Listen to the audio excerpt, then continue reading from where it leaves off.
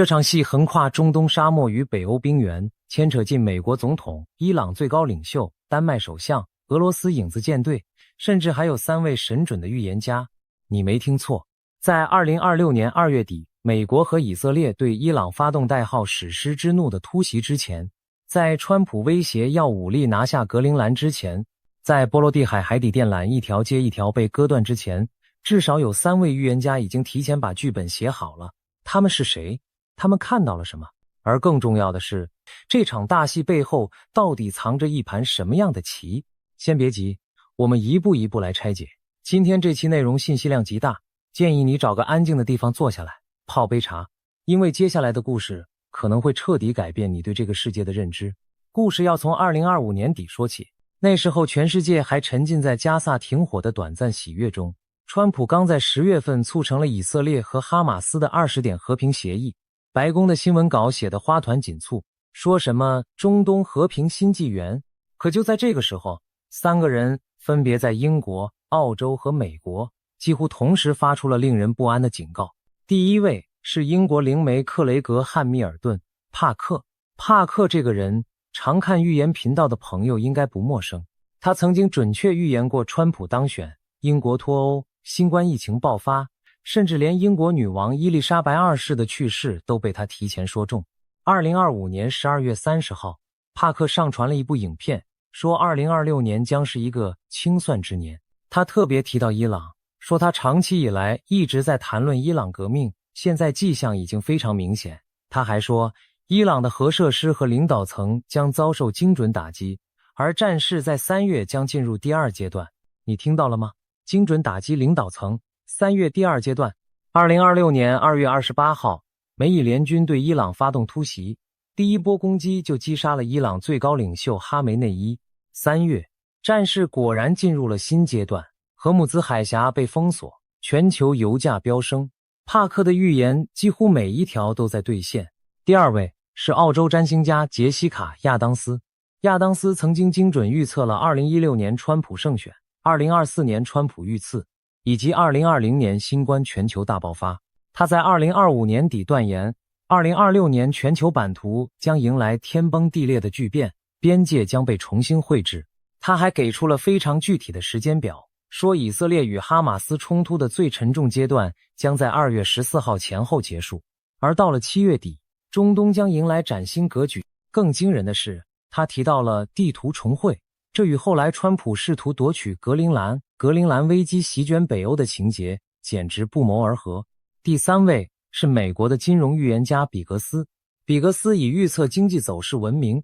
他曾经准确预言川普会再次当选总统，还警告过2025年4月川普关税风暴将引发全球市场动荡。果然，川普在2025年4月2号宣布对多国课征惩罚性关税，台湾被课了 32% 的重税，全球股市剧烈震荡。比格斯后来更进一步警告，川普将引爆一场超越1929年经济大萧条的金融风暴。他甚至描述了一个惊人的画面，他曾看到川普跪在白宫椭圆形办公室中痛哭祈祷，仿佛在为自己的错误政策深感懊悔。3位预言家，3个不同的领域，3种不同的方法，却不约而同指向了同一个方向。2026年，世界将天翻地覆。而现在回头看，他们的预言一一应验。那么问题来了，他们真的是看到了未来吗？还是说这些事件的种子其实早就埋好了，只是大多数人选择了视而不见？我们先来想一个问题，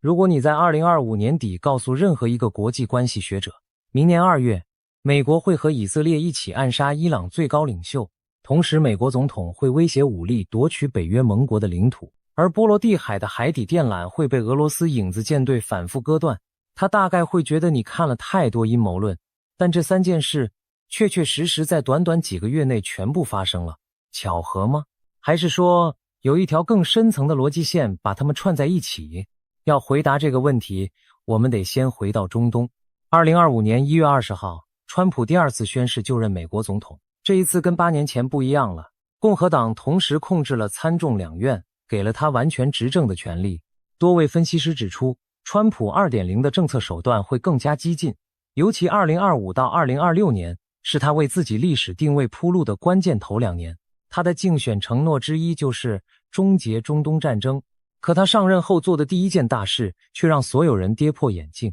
他提议美国接管加萨走廊，把200万巴勒斯坦人迁走，然后把加萨打造成中东的里维耶拉。这个提议遭到国际社会几乎一面倒的反对，但以色列总理内塔尼亚胡却表示强力支持。从这一刻开始，你就能看出川普的套路了。他不是在促进和平，他是在做交易。对川普来说，中东不是一个需要解决的问题，而是一个巨大的商业机会。2025年5月，川普展开了他第二任期的第一次中东之旅，访问了沙烏地阿拉伯、卡达和阿联酋。这趟行程的成果令人瞠目结舌。波音与卡达航空签下了640亿美元的创纪录订单，与阿联酋的阿提哈德航空签了145亿。沙烏地承诺6000亿美元的投资，卡达最终将达到1.2万亿。最夸张的是，卡达送了川普一架价值4亿美元的波音747豪华客机，用来替换老化的空军1号。这是美国历史上最大的外国赠礼，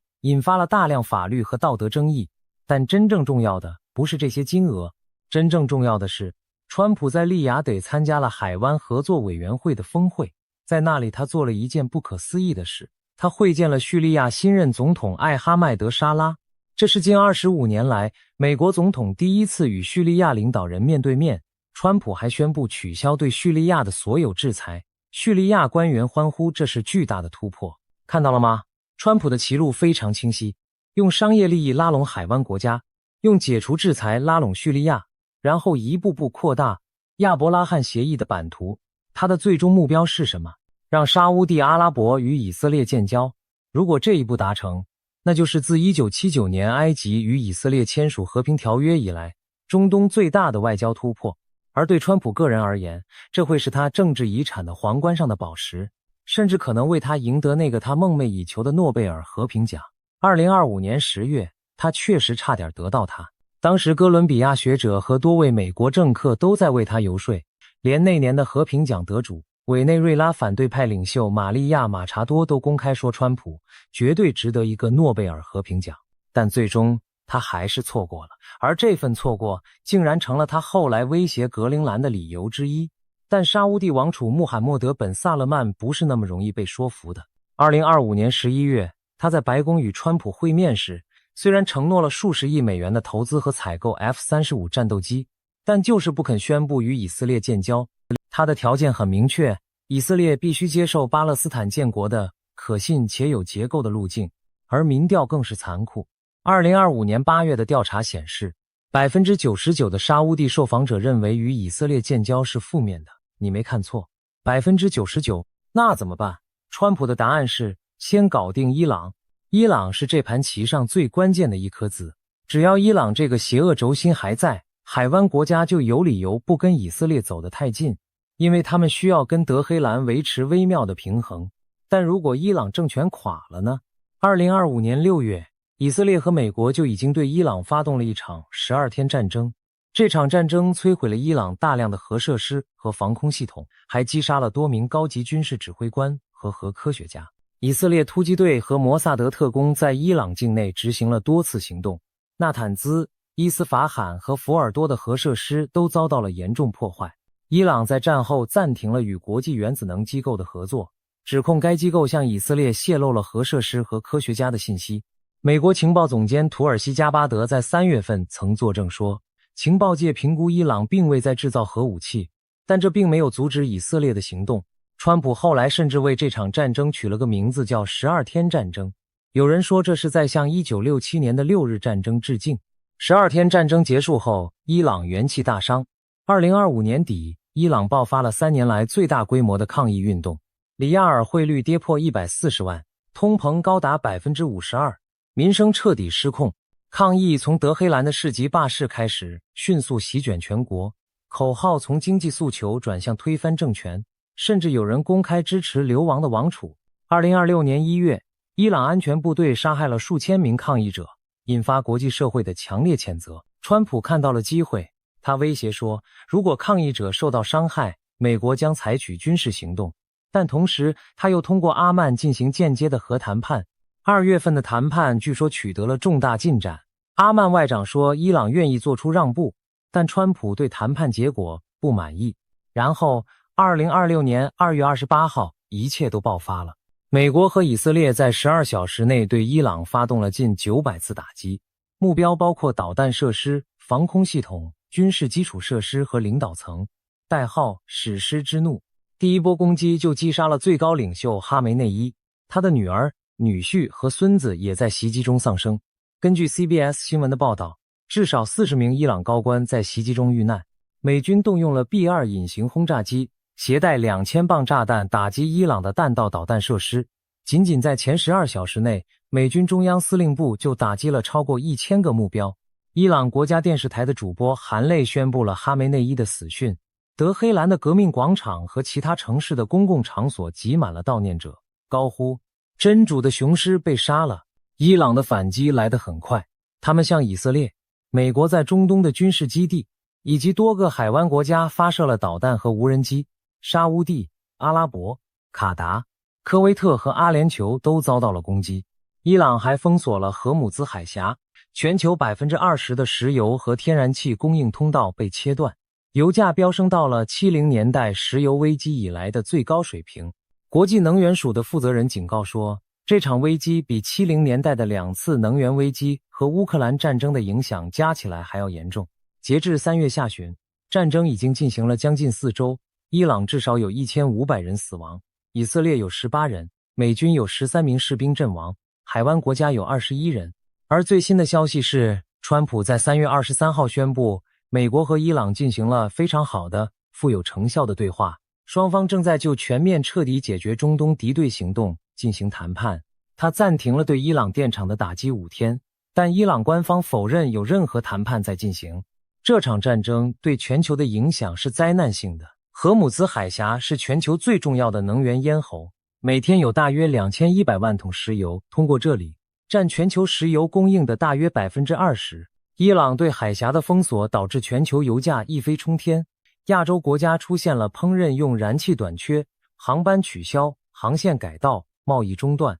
整个中东地区的航空都受到了影响。以色列的本古里安机场一度关闭，全球旅行变得异常困难，正如帕克所预言的那样。而在外交层面，川普的作风也让盟友们目瞪口呆。3月20号，他在社群媒体上公开抨击北约是纸老虎，指责北约在伊朗战事中没有提供帮助。他写道，没有美国，北约就是纸老虎。与此同时，部分欧洲国家反而在从中东撤军，明确表态不参与对伊朗的作战。美国和欧洲之间的裂痕正在急速扩大，这就是川普的套路，先用武力把你打趴下，然后好心的伸出手说，来吧，我们谈谈。这招他在朝鲜半岛用过一次，先威胁要火与怒毁灭朝鲜，然后跑去新加坡和金正恩握手言欢，现在又在伊朗用了一次，只是这一次的代价大得多，死的人也多得多。先前帮帕克说到的预言正在一一应验，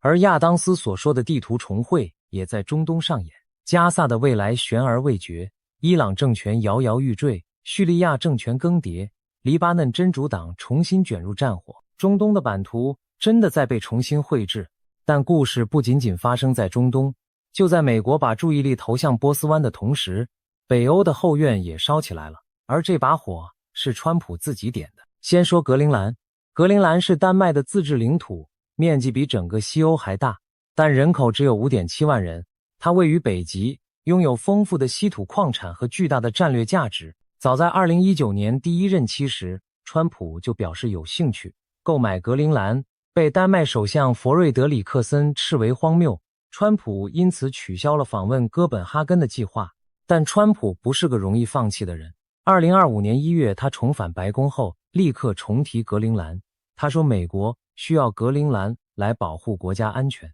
他的儿子小川普1月份就飞到格陵兰去考察，虽然没有与任何官方人员会面。2025年12月，川普正式任命路易斯安那州州长杰夫·兰德里为格陵兰特使，公开表示要让格陵兰成为美国的一部分。丹麦外交部长召见了美国大使，称兰德里的言论完全不可接受。然后到了2026年1月，事情彻底失控了。川普公开宣称，我们将在格陵兰采取行动，不管他们喜不喜欢。他拒绝排除使用武力的可能性。他在社群媒体上发帖说，北约告诉丹麦马上让他们离开。他还威胁要对丹麦、挪威、瑞典、法国、德国、英国、荷兰和芬兰加征 10% 的进口关税。如果丹麦不同意出售格陵兰，6月1号还要加到 25%。最离谱的是，川普在给挪威首相斯特勒的一封信中，把自己没有获得2025年诺贝尔和平奖这件事跟格陵兰问题挂钩。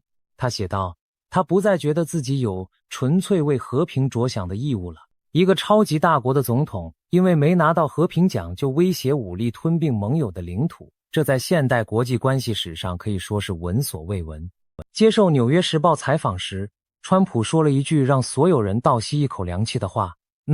有一样东西能阻止我自己的道德准则，我自己的判断，那是唯一能阻止我的东西，我不需要国际法。《纽约时报》的记者后来写道，这是川普对自己世界观迄今为止最直白的承认。丹麦的反应出奇的强硬，首相佛瑞德里克森警告说，对格陵兰的武装攻击将意味着北约的终结。丹麦开始向格陵兰增派军队，派出了护卫舰和军事人员参加代号北极坚韧的联合军演。法国、德国、瑞典、挪威、芬兰和荷兰也纷纷表示支持，部分国家甚至向格陵兰派出了象征性的部队。欧盟威胁要启动反胁迫工具，限制美国科技公司进入欧盟单一市场。格陵兰人民的态度更是一面倒，议会所有政党发表联合声明，要求美国尊重格陵兰的主权，明确表示我们不想成为美国人。街头爆发了大规模示威，抗议者举着不就是不，停止威胁我们，美国佬滚回去的标语牌。格陵兰总理尼尔森说，在美国和丹麦之间做选择的话，格陵兰选择丹麦。最终在1月21号的达沃斯论坛上，川普被迫退缩了。路透社报道说，是他自己的幕僚反对入侵格陵兰，迫使他改变了立场。前美国驻北约大使伯恩斯说，川普在欧洲人强硬的军事、经济和政治抵制面前明显退缩了，而这是川普政府事先没有预料到的。有趣的是，格陵兰危机期间，俄罗斯的反应非常耐人寻味。当整件事不断升级的时候，俄罗斯发言人和官方媒体几乎是在为美国加油打气。为什么？因为美国威胁北约盟友正中俄罗斯下怀，北约内部的分裂是莫斯科梦寐以求的结果。但这场危机的影响远远没有结束。丹麦首相佛瑞德里克森的支持率大幅上升，他趁势在3月宣布提前举行大选。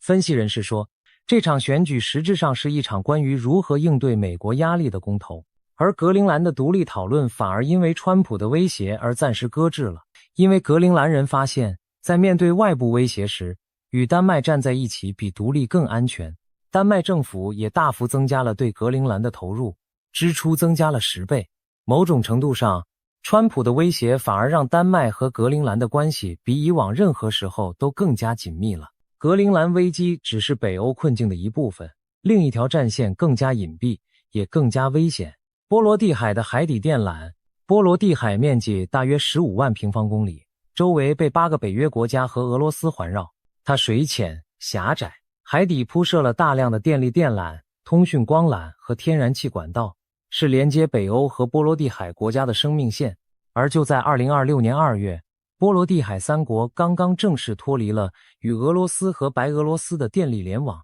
实现了能源独立。脱离的代价不小。爱沙尼亚从1月起就开始向消费者征收每兆瓦时 3.73 欧元的能源独立费，而几乎就在独立的同时，新的威胁又来了。自从2022年俄罗斯入侵乌克兰以来，波罗的海的海底基础设施就开始频繁遭到破坏。最轰动的是2022年9月的北溪管道爆炸事件，此后事件一件接一件。2023年10月，连接瑞典和爱沙尼亚的数据电缆被割断。2024年11月，连接瑞典和立陶宛的光缆以及连接芬兰和德国的光缆几乎同时被切断。2024年12月的圣诞节，连接芬兰和爱沙尼亚的电力电缆和4条通讯线路同时中断。2025年1月，又有一条连接拉脱维亚和瑞典哥特兰岛的光缆遭到破坏。几乎每一次事件都指向同一个嫌疑人——俄罗斯的影子舰队。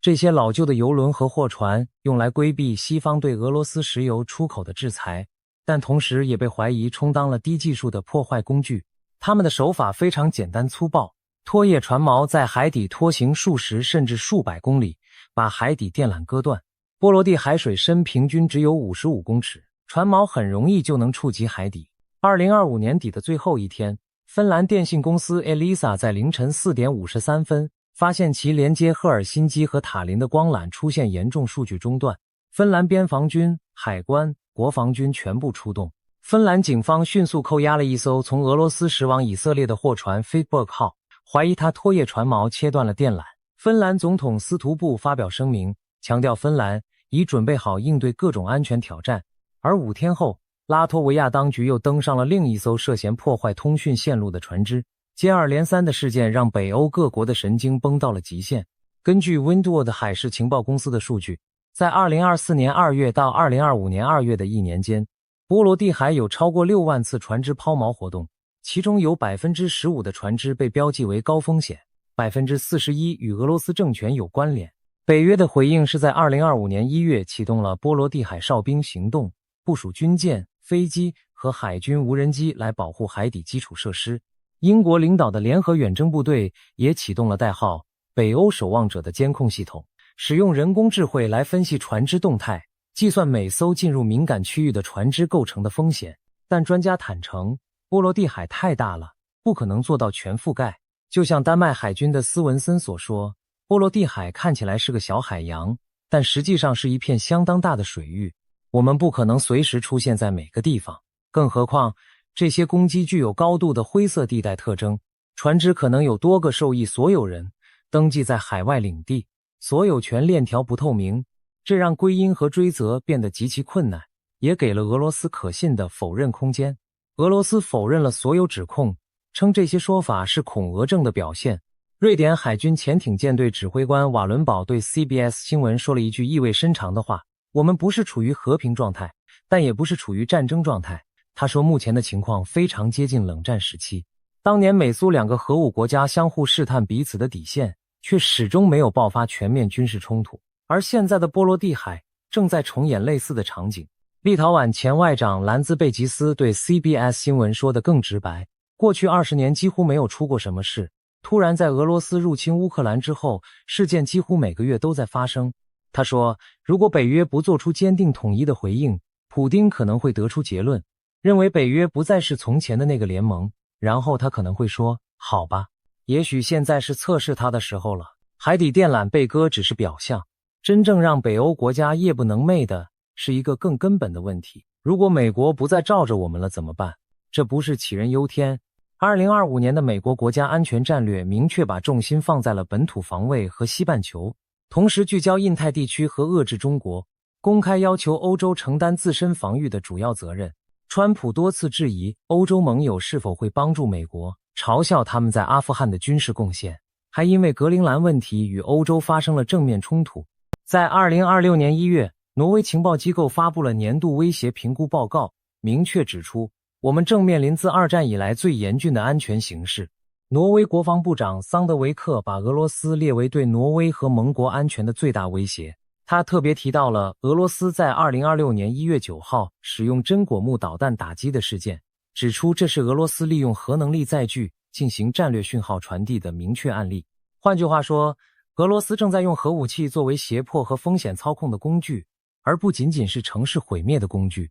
在这种背景下，一个以前不可想象的话题开始浮出水面：北欧是不是应该拥有自己的核武器？这个问题的背后是一个残酷的逻辑：美国的核保护伞还可靠吗？法国曾经在60年前就得出了否定的结论，所以自己搞了核武器。现在北欧国家也开始面对同样的问题。2025年的美国国家安全战略明确把欧洲防卫的优先级往后排了，强调本土防卫和印太地区才是重点。对北欧来说，这意味着美国可能不会为了赫尔辛基或哥本哈根而冒核战争的风险。2026年1月，一位名叫基布斯高的安全政策分析师在丹麦主要报纸上撰文，倡议建立北欧核武器联盟，整合资源，补充现有的法国和英国核武库，建立可信的威慑力。丹麦前外长科夫德走得更远，公开主张北欧防御联盟应该配备原子弹。而在2025年4月，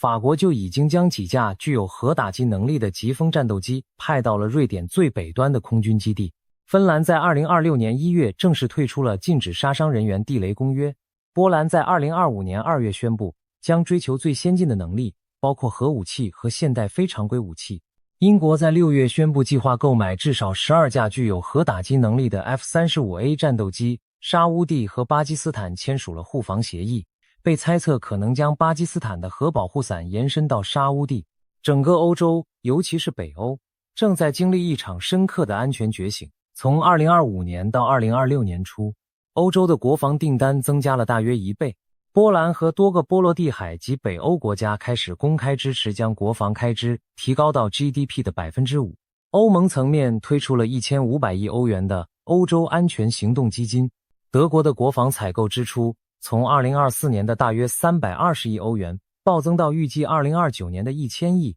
正如一位评论员所说，2025年欧洲宣布了认真对待防御的态度。2026年，这份认真态度必须体现在实际生产上，而这一切的催化剂正是川普。他的不可预测性，他对盟友的威胁，他对俄罗斯的暧昧态度，都在加速欧洲的军事化。好了，现在让我们拉远一点，看看这整盘棋。川普在中东的策略其实很清晰，用商业利益绑定海湾国家，用军事打击摧毁伊朗，用伊朗的倒下来扫清沙以建交的最大障碍，最终实现他的终极交易，扩大亚伯拉罕协议，建立一个以美国为核心的中东新秩序。在这个新秩序中，以色列是模范盟友，海湾国家是金主，伊朗要么改朝换代，要么被彻底边缘化。而在欧洲，川普的策略同样清晰，用威胁和施压迫使欧洲盟友加大国防开支，承担更多自身防御的责任，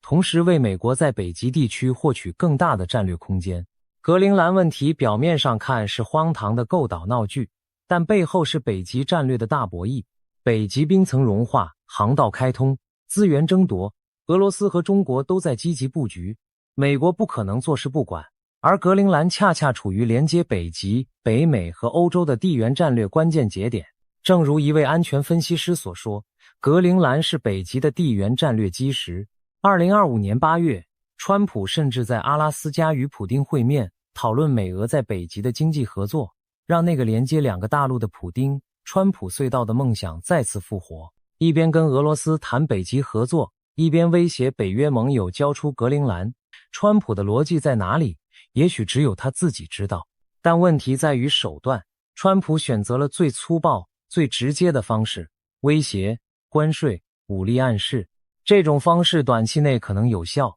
但长期来看，它正在摧毁美国最宝贵的战略资产，也就是盟友的信任。丹麦是一个很好的例子。这个小国为了在华盛顿积攒信誉，在阿富汗赫尔曼德省与美军并肩作战，付出了巨大的人员伤亡代价。对一个竭尽全力通过军事团结来换取安全保障的国家来说，川普的言行无疑是一记沉重的打击。正如一位学者所说，格陵兰危机期间，俄罗斯的发言人和媒体一直在为美国叫好，这难道不讽刺吗？而在中东，川普的交易式外交也面临严峻的现实考验。加萨和平协议虽然结束了2年的战争，但它并没有解决以巴冲突的根本问题。巴勒斯坦国的建立仍然遥遥无期。以色列在约旦河西岸的吞并计划虽然被川普叫停了，但这只是暂时的。更重要的是，2026年2月对伊朗的军事打击虽然在短期内摧毁了伊朗的军事能力，但它也带来了巨大的人道主义灾难和地缘政治后果。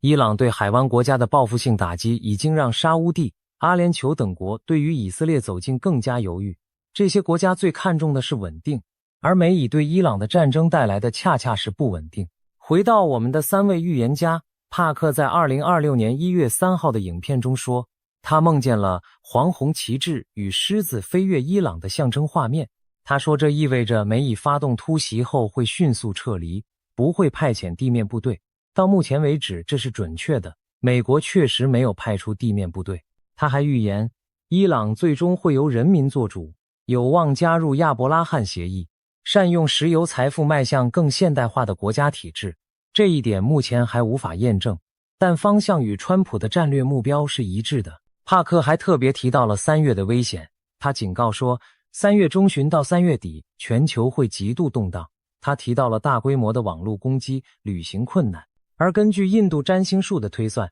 ，3月25号太阳与土星合相时将是重要的冲突触发点。有趣的是，今天正好就是3月25号，全球油价因为伊朗战争已经飙到了天价，荷姆兹海峡的封锁正在造成严重的能源供应危机，旅行确实变得困难。占星家乔尼与帕克在一次对话中互相印证了对方的预测。乔尼仔细查看了伊朗和美国的星盘，确认发起攻击的果然是伊朗一方。伊朗的反击，美国是受害方，但会强力报复。他还指出，中国也会牵涉其中，而紧张局势在3月中旬会达到顶峰。而亚当斯所说的地图重绘，现在看起来不仅仅指中东，格陵兰的归属问题、乌克兰的领土争端、叙利亚政权更迭、伊朗可能的政体变化，加起来确实可能重新定义21世纪的全球版图。至于比格斯的金融崩溃预言，2026年的全球经济确实面临着巨大的压力。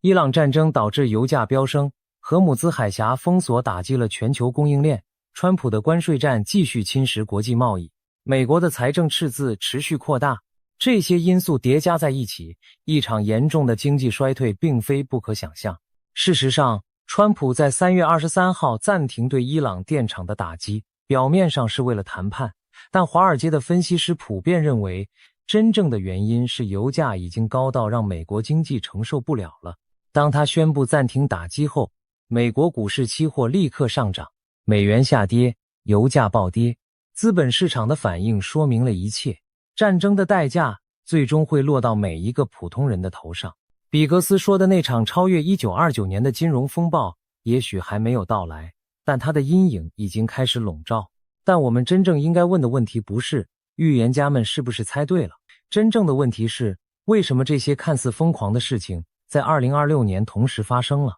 答案其实藏在一个更大的结构性变化里。自冷战结束以来，全球秩序一直建立在几个基本假设之上。美国是不可撼动的超级大国，北约是欧洲安全的基石，中东的石油是全球经济的命脉，而国际法和多边机制会限制大国的行为。这些假设在过去30年里逐一被侵蚀。俄罗斯在2022年入侵乌克兰，打破了欧洲不会再有大规模陆地战争的幻想。中国的崛起挑战了美国的经济和技术霸权，而川普的回归则是对自由国际秩序的最后一击。他的名言，我不需要国际法，我有自己的道德准则，简直是一记响亮的耳光。2026年发生的一切其实是这个秩序崩解过程中的一个加速点。中东战争、格陵兰危机、波罗的海岸战，这3件事表面上不相关，但它们都指向同一个根本性的转变。美国不再是可靠的安全保障提供者，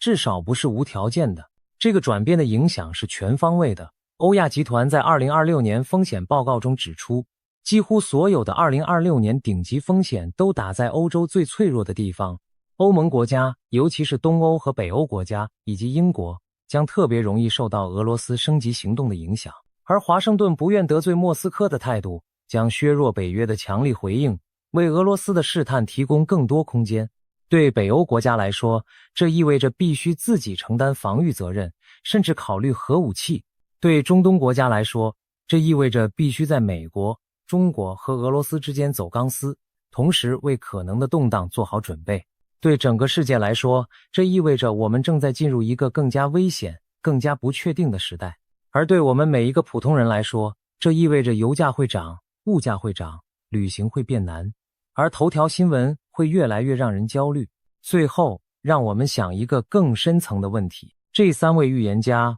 无论你相不相信他们的能力，他们之所以能预测这些事件，是因为这些事件的逻辑其实是可以追溯的。川普的中东策略从他第1任期就开始布局了。俄罗斯对波罗的海的灰色地带作战从2022年就开始了。北欧的安全焦虑从芬兰和瑞典加入北约那天就埋下了种子。而格陵兰的问题，川普在2019年就提出来了。预言家们做的事情，与其说是看到了未来，不如说是读懂了现在。他们用各自的方法，无论是灵视、占星术还是金融分析，把那些已经存在但被大多数人忽略的趋势线连接了起来，然后推演出了可能的结果。你仔细想想，伊朗经济崩溃，民众抗议，核设施引发国际危机，这些线索在2025年底已经全部摆在桌面上了。格陵兰问题，川普在2019年就提出了，6年来从未放弃。波罗的海的海底电缆从2022年就开始被割，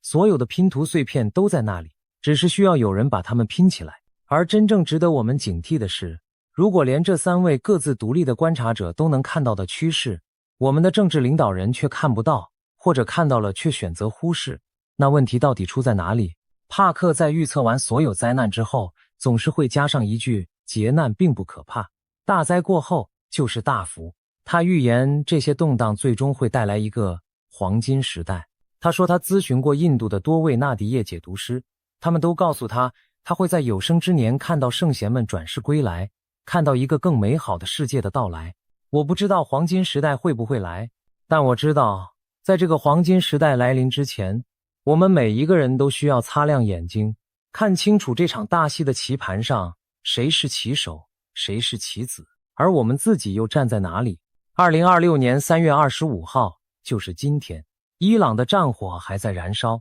荷姆兹海峡的油轮还在绕道，丹麦的大选正在进行，波罗的海的军舰正在巡逻，而川普他在社群媒体上发帖说，一切都在他的掌控之中。3位预言家棋中了吗？某种程度上是的，但更准确地说，他们只是比大多数人更早地读懂了这个疯狂世界的剧本，而这个剧本还没有写完，接下来会发生什么？沙乌地会不会最终跟以色列建交？伊朗会不会真的改朝换代？北欧的核武计划会不会从纸上谈兵变成现实？川普会不会真的得到他梦寐以求的诺贝尔和平奖？还是说他会因为这场伊朗战争而在11月的中期选举中付出代价？有一件事是确定的，2026年的赤马红羊之年才刚刚开始。中国传统寓言中的赤马红羊节指的是每60年一次的丙午丁未年份，历史上往往伴随着重大的战争和社会动荡。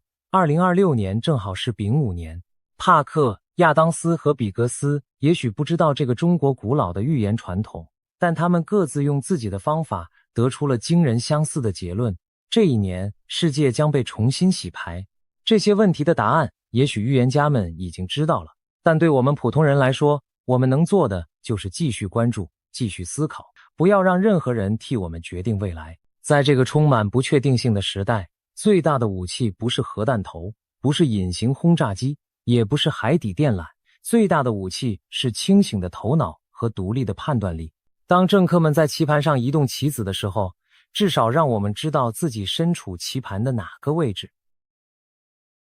你或许还记得，美国总统川普意外当选，英国脱离欧盟公投过关，伊丽莎白女王辞世，甚至新冠疫情爆发，这些震撼全球的大事，都曾在帕克的预言清单中提前出现过。如今，这位神秘的灵媒再次引发热议，因为他的最新一轮预言再次升级，矛头直指台湾海峡，直指中国与台湾的未来关系，称这将是决定全球走向的关键。帕克是如何看见未来的？他自称拥有特殊的灵视能力，可以透过冥想或梦境窥探未来片段。他时常在自己的 YouTube 频道和媒体访谈中分享对未来局势的观感。有些人半信半疑，但当他一一命中现实事件时，连原本的怀疑者也开始重新审视他的预言。今年，他再次抛出惊人的论点，台湾与中国的博弈将决定未来世界的方向。这样的大胆断言究竟源自何处？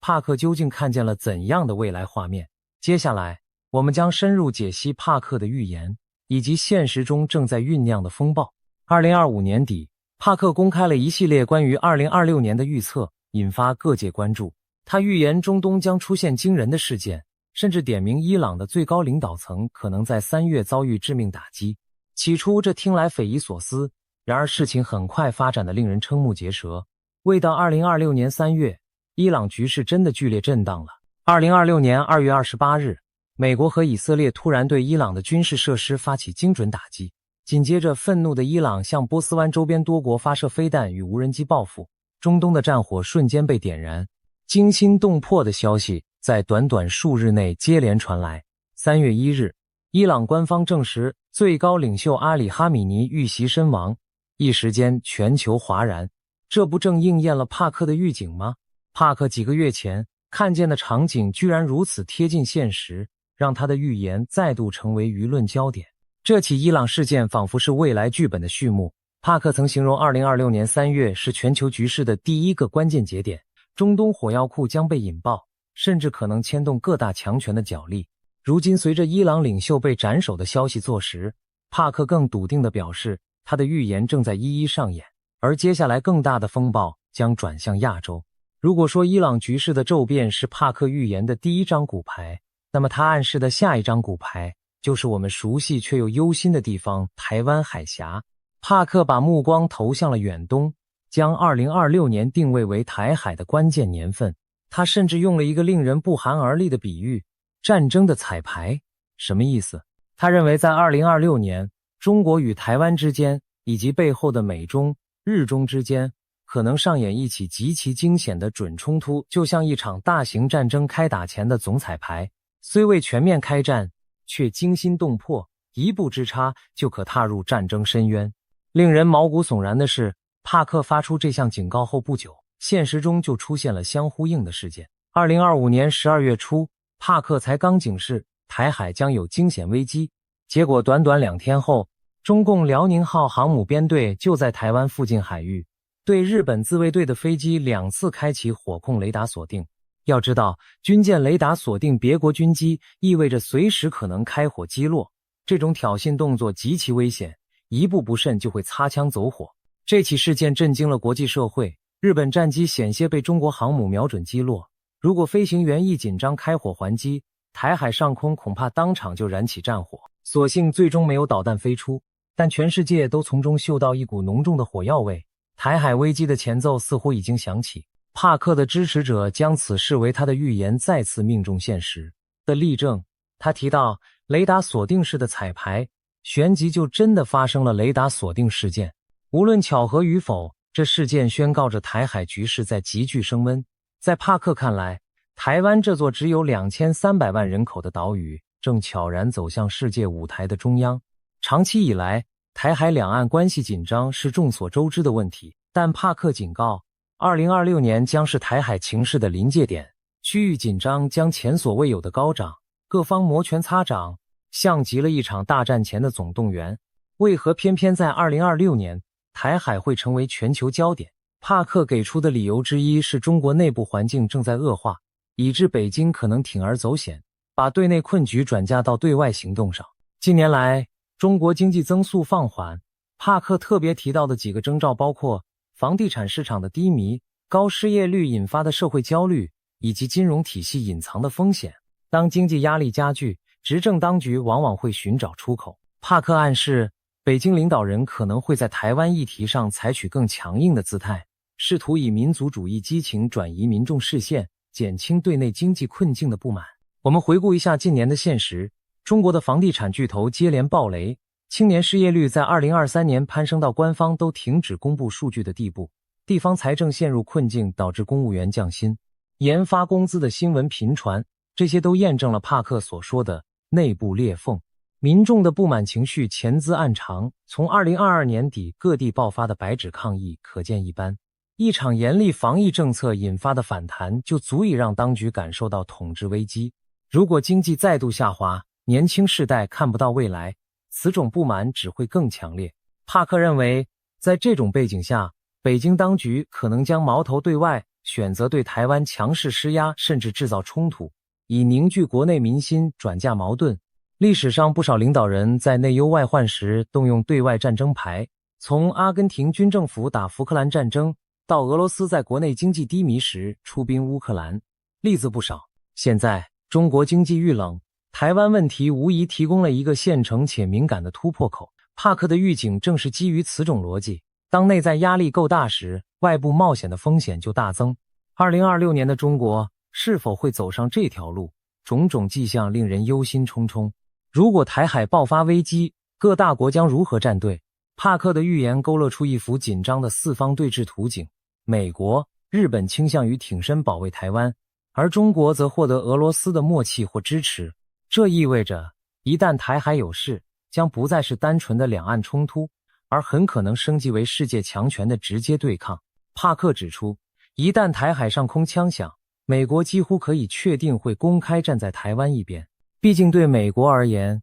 台湾不仅有民主价值伙伴的意义，更攸关战略和经济利益。例如，台湾掌握着全球先进晶片的命脉。实际上，美国近年已显著增加对台支持，除了高阶官员互访，美台军事交流增加，美国国会更连番通过对台军援法案，把台湾视为类似北约盟友般予以武装协助。可以想见，若中国对台湾动武，美国不太可能袖手旁观。与此同时，帕克认为俄罗斯将倾向声援中国。莫斯科和北京近年来走得愈发接近，双方在军事上频繁联合演习，在外交场合互相撑腰。对普京而言，支持中国也许有双重考量：一来报答中国在乌克兰战争上对俄的支援，二来牵制美国和西方的力量，使其无暇专注俄罗斯。帕克甚至使用延伸战场来形容台海冲突，意指那将成为美俄在乌克兰之外的另一条对垒战线。试想，美、中、俄、日这四个角色全部卷入，同一时间站在台湾海域周围剑拔弩张，这格局几乎就是第三次世界大战的缩影雏形了。值得注意的是，帕克特别提到四国大战，这四国想必指的就是中国、俄罗斯 vs 美国、日本。当然，台湾本身也是当事方，但在国际大国的版图中，台湾可能被视作美国阵营的一部分。他预见美日台组成一个紧密的三位一体阵线，日本大幅提升国防预算，其军舰与战机更频繁地与美军、台军协同演训，在台海和南海展示强硬姿态。美国则加强在第一岛链的军力部署，台湾自身也提高戒备，整军精武。一旦冲突爆发，这三方会形成合力抗衡中国，而俄罗斯则可能提供中国后勤支援、武器技术，甚至战略撑腰。虽未必直接出兵，但足以壮大北京的声势。四强对峙的局面将使台湾问题上升为全球性危机，全世界的目光都将紧盯着台海的一举一动。假如事态发展到这一步，台海的一次碰撞将不再只是区域新闻，而会像多米诺骨牌般引发全球震荡。帕克预言，台湾恐将出现一场影响深远的重大冲突，其规模与冲击之大，甚至足以撼动现有的全球秩序。他强调，这场冲突的严重程度可能让我们回头看俄乌战争时，觉得俄乌冲突反而像一场局部的、次要的纷争。换句话说，台海一旦开打，其影响将远超乌克兰战场。让我们试着勾画这样的场景：某年某月，一枚飞弹或一颗误判的炮弹在台湾海峡炸响，局势在几个小时内急速恶化。中国宣布对台实施所谓特别军事行动，战机越过海峡中线，导弹直指台北港口和空军基地。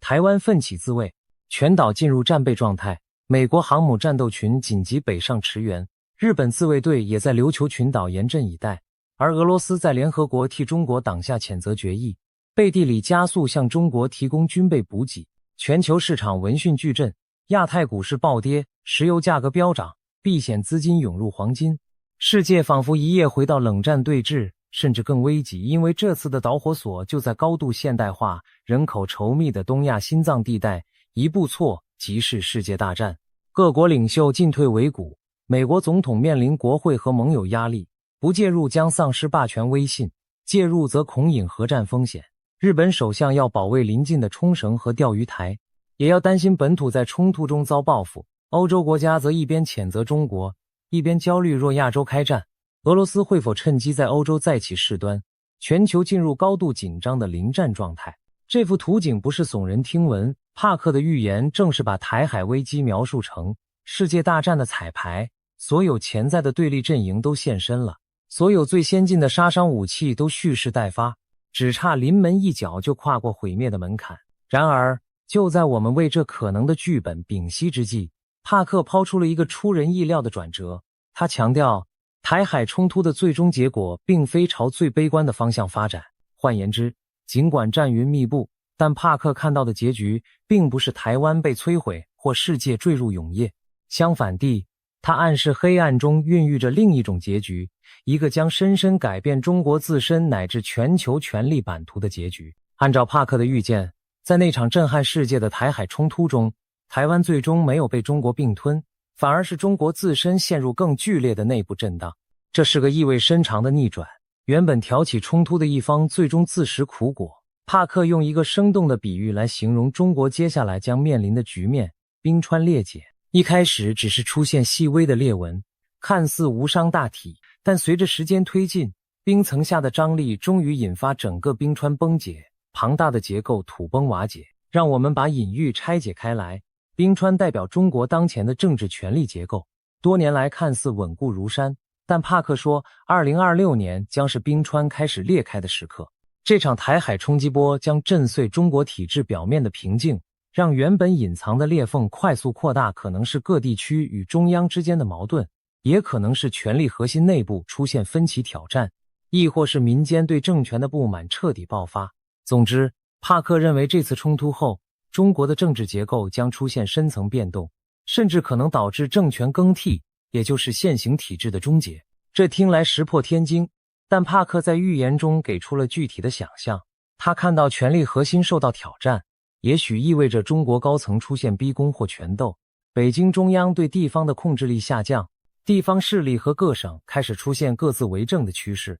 几年前可能无法想象的场景，例如某些省份公然违抗中央指令，各地区发生要求自治或改革，在剧烈的内乱中都可能变成现实。甚至他暗示中国可能朝着区域化治理发展，最终转型为一种松散的联邦体系，类似欧盟那样，各地区有高度自治，边界趋于开放，而民主制度将逐渐取代威权统治，成为未来中国的主流。听起来仿佛是一夜梦回民国初年，或者说像是对100多年前孙中山先生所倡导三民主义的一次历史性呼应。中国将迎来以民权民生为本的新格局。当然，冰川崩解不会在一夕之间完成，帕克强调2026年只是这场大转折的起点。如果他的预言成真，接下来数年内我们可能会见证一系列令人啧舌的中国内部事件，例如高层领导人健康问题曝光，提前下台。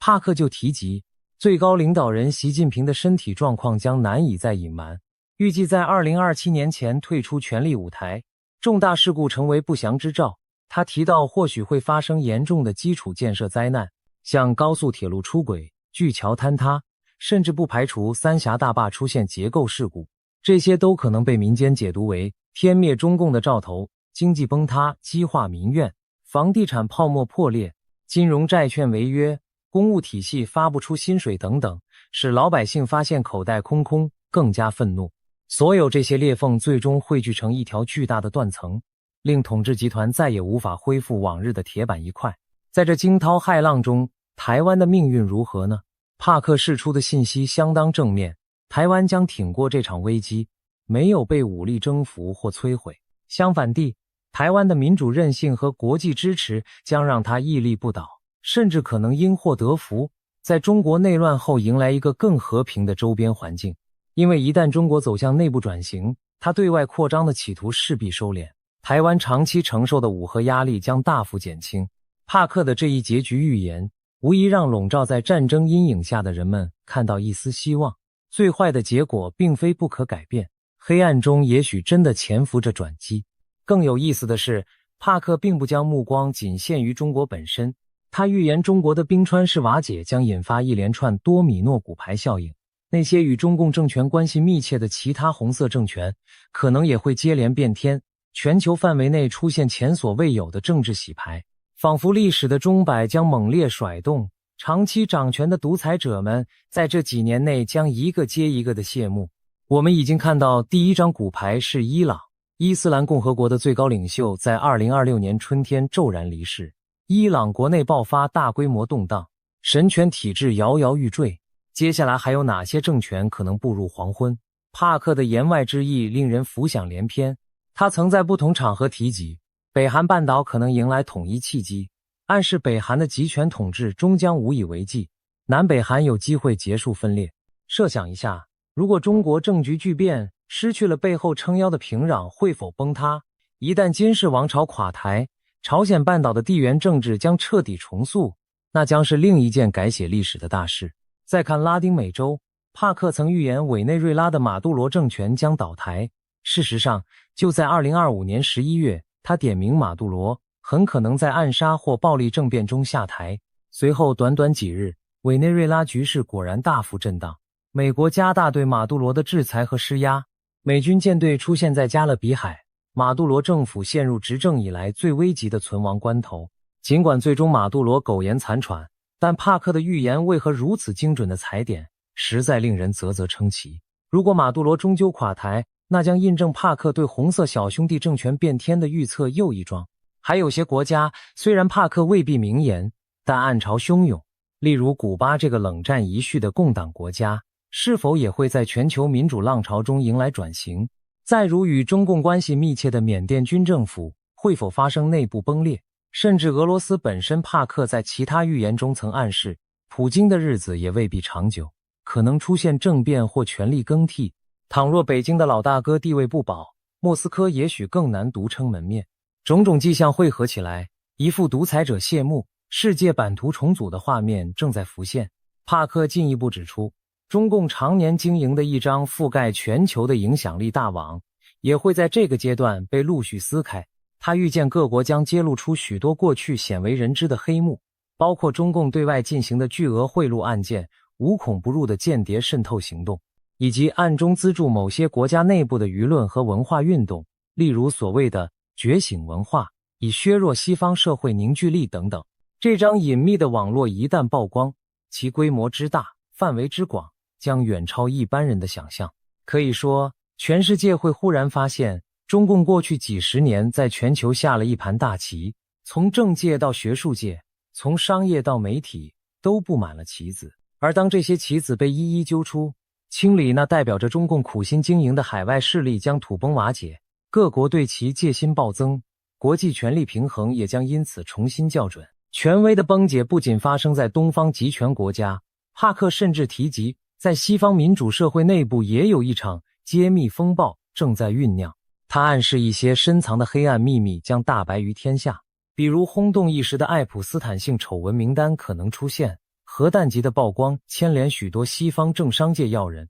私下所谓深层政府的遮羞布。此类事件将动摇西方既得利益集团的根基，带来政治版图的更新换代。这或许意味着，不只是威权国家，就连民主国家的隐秘权力结构也将被动荡岁月搅动，从而诞生新的领导力量和施政理念。总而言之，帕克刻画了这样一幅图景：以台海危机为导火索，东方巨人的倒下引发连锁反应，各处专制堡垒相继崩塌。同一时间，西方世界内部也经历自我清洗与革新，旧有的世界秩序在崩解，新时代在混乱中诞生。而这一切的转折点就发生在我们面前的这几年。听起来近乎神话般剧烈，但帕克相信人类正站在大破大立的门槛前。帕克提醒世人，即便在军事对抗之外，还有另一条战线同样风高浪急，经济与科技领域的博弈。2026年，除了枪炮声，我们可能更常听见键盘和代码的敲击声。帕克特别发布了一道红色警报，指向3月前后一个看不见硝烟的战场，人工智慧驱动的大规模网络攻击。他警告说，2026年3月左右，全球的银行和金融系统可能成为攻击目标。一场前所未有的 AI 网攻将席卷而来，骇客们利用先进的人工智慧工具，大举入侵银行、证券交易所以及加密货币交易平台的网络。在最严重的情况下，储户可能一夜之间无法存取自己的存款，股票市场的交易系统被迫中断，加密货币价格暴涨暴跌。帕克形容这会对全球资产安全造成冲击，就像一只不可预测的金融黑天鹅降临人间。尽管目前我们尚未亲历如此剧烈的金融网战，但现实中已有不少征兆。各国政府频频示警金融机构提高资安防护，许多企业也开始将 AI 应用于网络攻防。今年以来，加密货币市场波动明显，银行体系因利率和债务问题出现挤兑风险，市场情绪本就不稳，如果再掺进 AI 网攻这把火，极可能点燃新一轮金融恐慌。帕克建议人们应该提早为动荡做准备，他甚至预言传统的避险资产黄金和白银价格将持续飙升，成为乱世中的资金避风港。事实上，当地缘政治紧张和经济不确定性升高时，黄金价格上扬早有迹可循。难怪帕克强调经济战场的重要性。2026年的中美主战场不仅在台海，更在经济和数位领域。科技战方面，晶片禁令和高科技封锁也将加剧。帕克预见美国会出台更严厉的半导体与尖端技术出口限制，试图全面遏制中国的高科技研发进程。令人意外的是，他提到连台湾也会被波及，或许意味着为了围堵中国，美国可能要求台湾半导体厂，如台积电，对中国大陆进一步断供某些技术，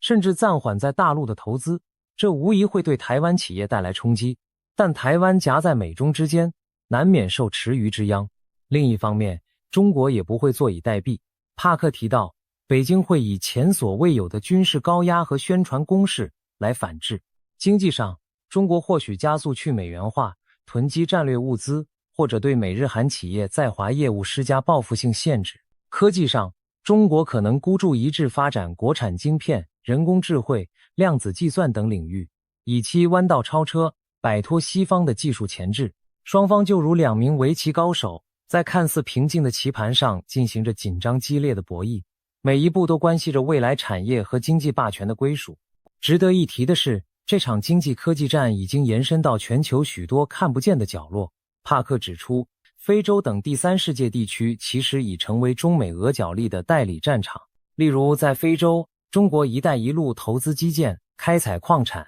美俄则各以军事顾问、私人雇佣兵、经济援助等方式扶植自己看好的阵营。从苏丹到刚果，从中亚到拉美，各方争夺影响力的较量此起彼伏。这些没有硝烟的战争同样影响深远，它们决定了未来关键资源、稀土、石油等的掌控，也决定了国际秩序中阵营的消长。总之，在热战阴影笼罩的同时，一场冷峻的经济与科技大战早已开打。帕克提醒我们，不能只盯着导弹和军舰，还要留意股市曲线的震荡、晶片断供的危机和网络攻防的暗流。因为未来世界的走向不仅由战场上的胜负决定，也取决于这场看不见硝烟的斗争谁能胜出。帕克的预言版图中，除了人为的战争与政治，他也提到了骇人听闻的自然异象，仿佛连大自然都将在2026年卷入人类的动荡，给出自己的警示。在帕克眺望未来的画面里，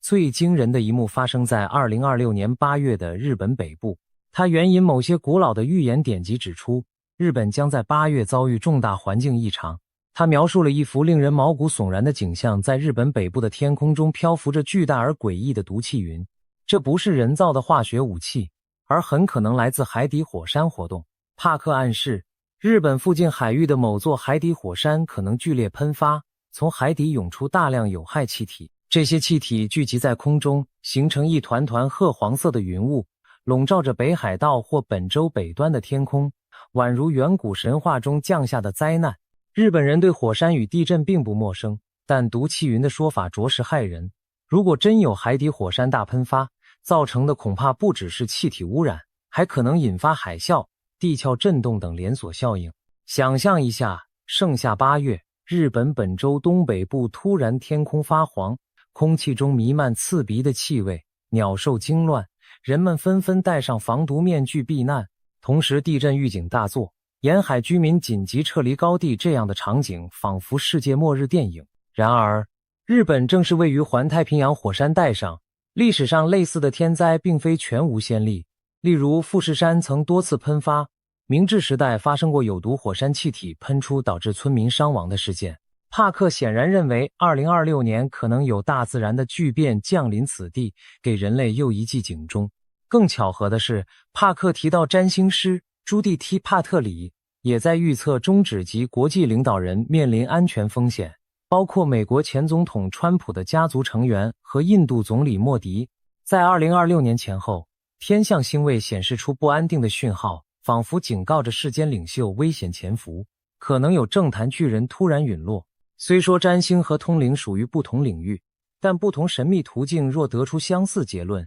不免让人背脊发凉。难道真有某种命运交响乐在冥冥中奏响？在这动荡的年份里，连天灾与人祸都编织成网，考验着人类的承受力。自然灾变的部分提醒我们，全球走向不仅取决于政治和战争，人类也始终受到自然力量的左右。日本若遭遇灾难，牵动的不止一国。日本是全球经济科技重镇，一场大规模火山异变可能影响世界供应链、难民潮和国际援助行动。更不用说，在气候变迁的背景下，极端天气与地质灾害本就日益频繁。在2026这个多事之秋，我们或许还将见证更多难以预料的天灾降临不同角落，如超级台风、极端干旱、洪水等等。帕克特别点出的日本毒气云，只是诸多潜在自然挑战中的一个缩影，但它象征意义浓厚。大自然似乎在向人类发出警讯，在争权夺利的同时，别忘了天地无情的一面。在帕克描绘的动荡未来中，幸好并非全是灾难和崩解，他也看见了一丝希望的曙光，尤其是在科技与人类福祉方面。尽管预言内容多围绕战争、政变这类负面事件，帕克特别强调2026年将是医疗科技的重要突破之年。也就是说，即便世界动乱不安，科学进步的脚步不会停下来，反而可能因乱世催化而加速，为人类带来福音。帕克预测，人工智慧 AI 将在这一年大放异彩，用于医学研究的先进 AI 系统会加速破解癌症、糖尿病等困扰人类已久的疾病。想象一下， AI 透过分析海量的生物医学数据，发现新的治疗途径和药物靶点。本来需要数年甚至数十年的新药研发过程，被 AI 协助缩短到几个月。一种针对某类癌症的革命性疗法问世了，病人的存活率因此大幅提升，或者一款预防糖尿病并发症的新药被开发出来，让无数患者重获生活品质。这些听起来像奇迹般的进展，帕克相信将在2026年陆续成真。这些医疗突破不仅仅是科学上的里程碑，更是混乱时代中的精神慰藉。在战火与政局不稳的阴霾下，人们渴望看到正面的消息、生命的进展。医学上的胜利正好提供了这样的亮光。它提醒我们，人类社会纵有纷争，同时也有无数仁心仁术者在默默耕耘，为拯救生命而努力。乱世出英雄，这英雄有时不是战场上的将军，而是实验室里的科学家和医生。帕克的乐观预测还不止这些，他强调2026年的混乱仅仅是旧有体系崩解的过渡期，并非人类文明的终点。随着2030年的临近，他相信全球将涌现新的领导力量和思想浪潮，人类社会在经历阵痛后会走向一个更透明且重组的新秩序。这仿佛给我们描绘了一幅希望的图景，跨过风暴之后，天空将出现一道彩虹。试着展望那可能的新时代，也许大国对抗的意识形态对立已消弭，取而代之的是合作与共识。也许科技高度发展带来了新能源革新，粮食问题缓解，让各国有余力改善环境和民生。也许经历巨变的人们汲取了教训，决定建立更公正透明的政治体制，避免重蹈历史覆辙。这些虽然听起来理想化，但帕克的预言给人这样的启示：只有经历黑暗，我们才更珍惜光明；只有旧的秩序瓦解，新的秩序才能浴火重生。在这愿景中，中国的前景尤其令人瞩目。帕克预言中国将脱胎换骨式的转型，过渡到一个融合孙文精神的新联邦体。或许中国不再是一党专政的金字塔，而是一个由各区域组成、奉行民主与联邦制的大家庭，人民福祉重新成为治理核心。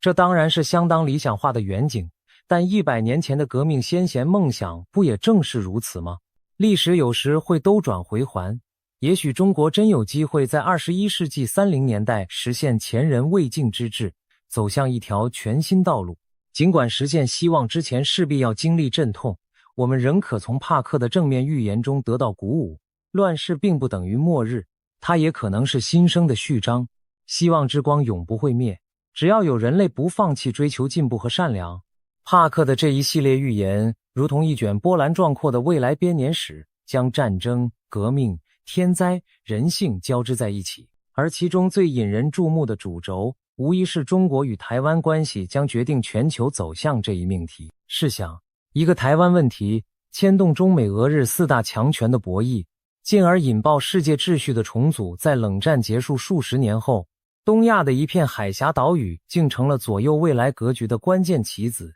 历史的剧本有时就是这样出人意料。当然，预言终究是预言，即使帕克过去命中了许多事件，也无法保证他未来的每一句话都会一一成真。预言的价值也许不在完全精确实现，而在于给人们敲响警钟，提供一种审视现实的新角度。目前看来，他的某些预警已部分应验。伊朗领袖之死，中国对台湾和日本的军事挑衅，全球经济暗潮汹涌，凡此种种，正印证着我们所处的时代确实不太平。帕克让更多人意识到，台海问题不再只是地域性的两岸议题，而是攸关世界和平与各国利益的焦点。这也是各国为何日益关注台湾命运的原因，因为牵一发而动全身。对我们普通人而言，与其说在猜测预言何时实现，不如着眼于预言背后的现实趋势。帕克看到了国际间紧张升级、专制与民主的对决、新科技与老问题的碰撞，这些其实都已在真实世界里发生。我们能做的是以更清醒的头脑去面对变局，支持和平理性的解决之道，防范极端冲动的决策，关注科技发展的同时，也做好风险预案，珍惜当下来之不易的自由生活，却不沉溺于安逸，随时警惕极权阴影的逼近。未来并非完全命定，预言的剧本也许可以被改写。帕克预言中那条艰险曲折的道路，或许就是在告诫人们，如果我们不加以改变，世界可能趋向如此险境。但反过来说，只要人类汲取预言的教训，齐心协力避免最坏情境，未来也可能走向更光明的版本。我们不妨把帕克的预言当作一面镜子，照出当今的隐患和未来的抉择。展望未来几年，台湾海峡的波涛注定不平静，或许狂风巨浪在所难免，但我们期待的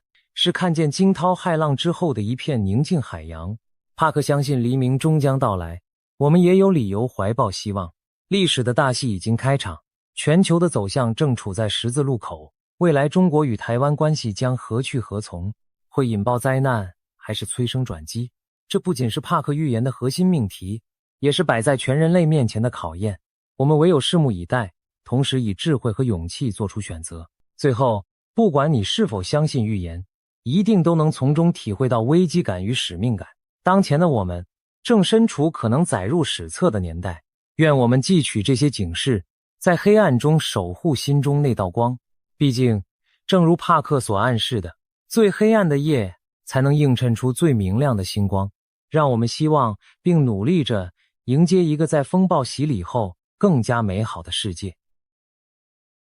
一位美国通灵师近日发出惊人警告，提醒所有人快囤粮。他预感到在7月至8月间会有多重灾难交织爆发，对全世界造成巨大冲击，其中又以中国所受影响最为严重。这则预言消息一出，震惊了许多人。毕竟通灵师平日鲜少如此强调物资准备，这次罕见的呼吁大众存粮备用品，难道真有灭顶之灾逼近吗？更令人不安的是，不止这位美国灵媒有此预警，世界各地多位预言家与神秘预言似乎都不约而同指向2026年夏季的巨大变局。16世纪著名预言家诺查丹马斯在其隐晦诗篇中提到，将有7个月的可怕战争生灵涂炭。许多解读认为这段话对应的正是当前的局势，预示着持续数月的大规模冲突可能很快上演。诺查丹马斯还写下过大饥荒、大瘟疫伴随战火降临的场景，暗示战争将与饥荒、瘟疫交织出现，使人类遭受多重苦难。已故的保加利亚盲眼灵媒巴巴万加，俗称盲眼龙婆，也留下惊人预言。他直言2025年是人类灭绝的开端，将发生4大灾难：战争、地震、火山爆发和洪水。这4项无一不是毁灭性的复合劫难。虽然他在1996年去世，但过去他的许多预测，如911事件、英国脱欧、俄乌战争等，后来都一一应验。如今他预言的时刻即将来临，欧洲将有2个大国开战并波及全球，剧烈的地壳灾变与极端天灾也将接踵而至。如果这预言稍有误差延后1年，不禁让人怀疑2026年的夏天会不会正是这场人类浩劫的爆发点。泰国灵媒 More Play 最近透过灵视也提出警示：7、8月之间，日本很可能发生大地震，而且可能波及富士山。日本位处环太平洋地震带，历史上关东大地震、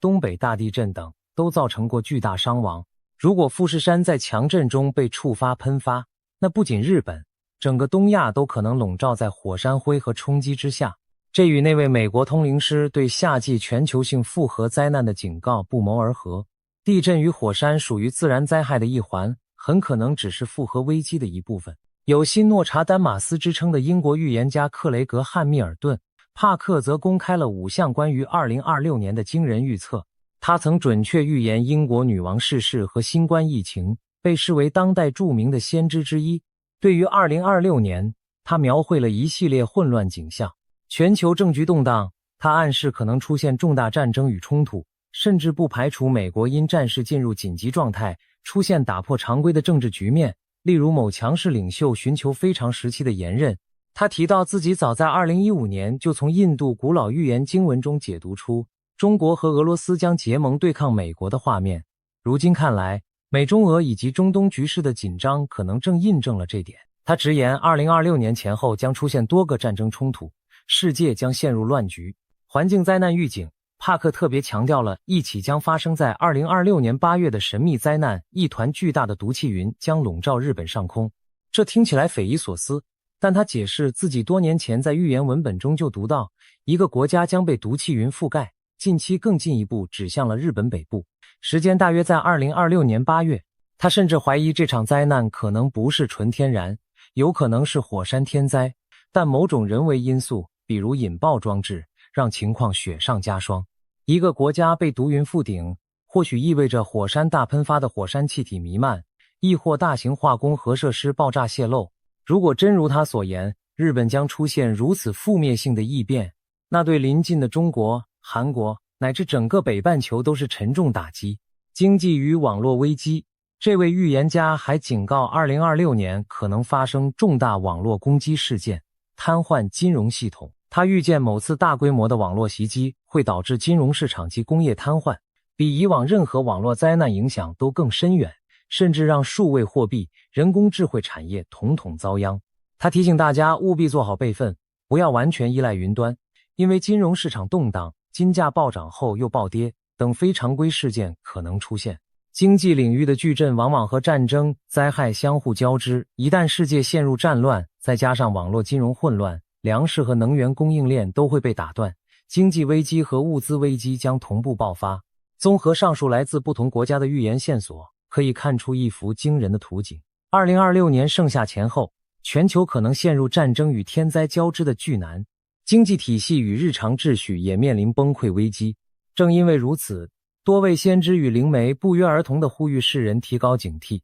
做好准备。特别是那位美国通灵师，更是直接劝告大众立即囤积粮食，为艰难时刻做好物资储备。这也难怪许多人将目光转向各国政府的动态，试图寻找印证各国领导者是否已提前洞悉了什么。其中最引人关注的莫过于中国方面的异动。令人细思极恐的是，就在民间预言此起彼伏之际，中国政府近年来的一系列举措似乎正印证了囤粮备灾的必要性。中国早已开始大规模囤积粮食和战略物资，幅度之大前所未见。根据国际机构和各国农业部门的数据估算，中国目前储备的粮食数量占全球粮食库存的将近一半。也就是说，在玉米、小麦、大米等主粮作物上，中国拥有全世界约 50%、70% 的库存量，这远远超出其本国人口比例。中国人口约占全球1/5，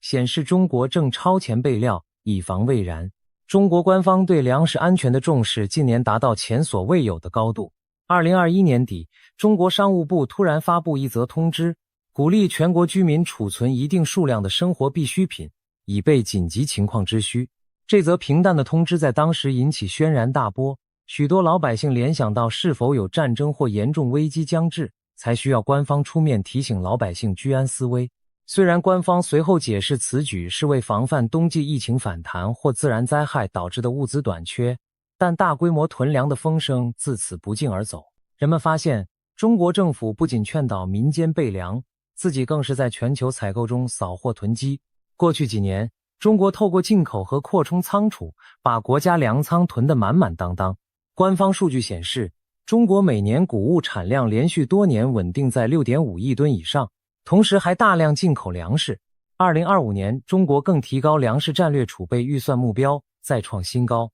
中国储备粮管理集团等机构持续收购国内粮源，并从全球市场采买大宗农产品，充实库存。不仅粮食、食用油、肉类、能源等战略物资，中国也在加紧储备。一些国际报道指出，中国近年来大量购买粮食，导致全球粮价上涨，引发其他国家对粮食供应的担忧。可以说，中国手里握着粮草，心里自然更有底气，这通常是为了应对未来可能的粮食危机或国际封锁。除了囤粮，中国还在内部强调粮食生产与节约。最高领导人多次公开强调，中国人的饭碗任何时候都要牢牢端在自己手上，要求各地稳定种粮面积，提高单产，同时推行光盘行动，杜绝浪费，严防任何可能的粮食短缺苗头。这种种动作都让人联想到战时经济的准备。毕竟，一旦全球爆发大灾难，粮食将是比黄金更宝贵的硬通货。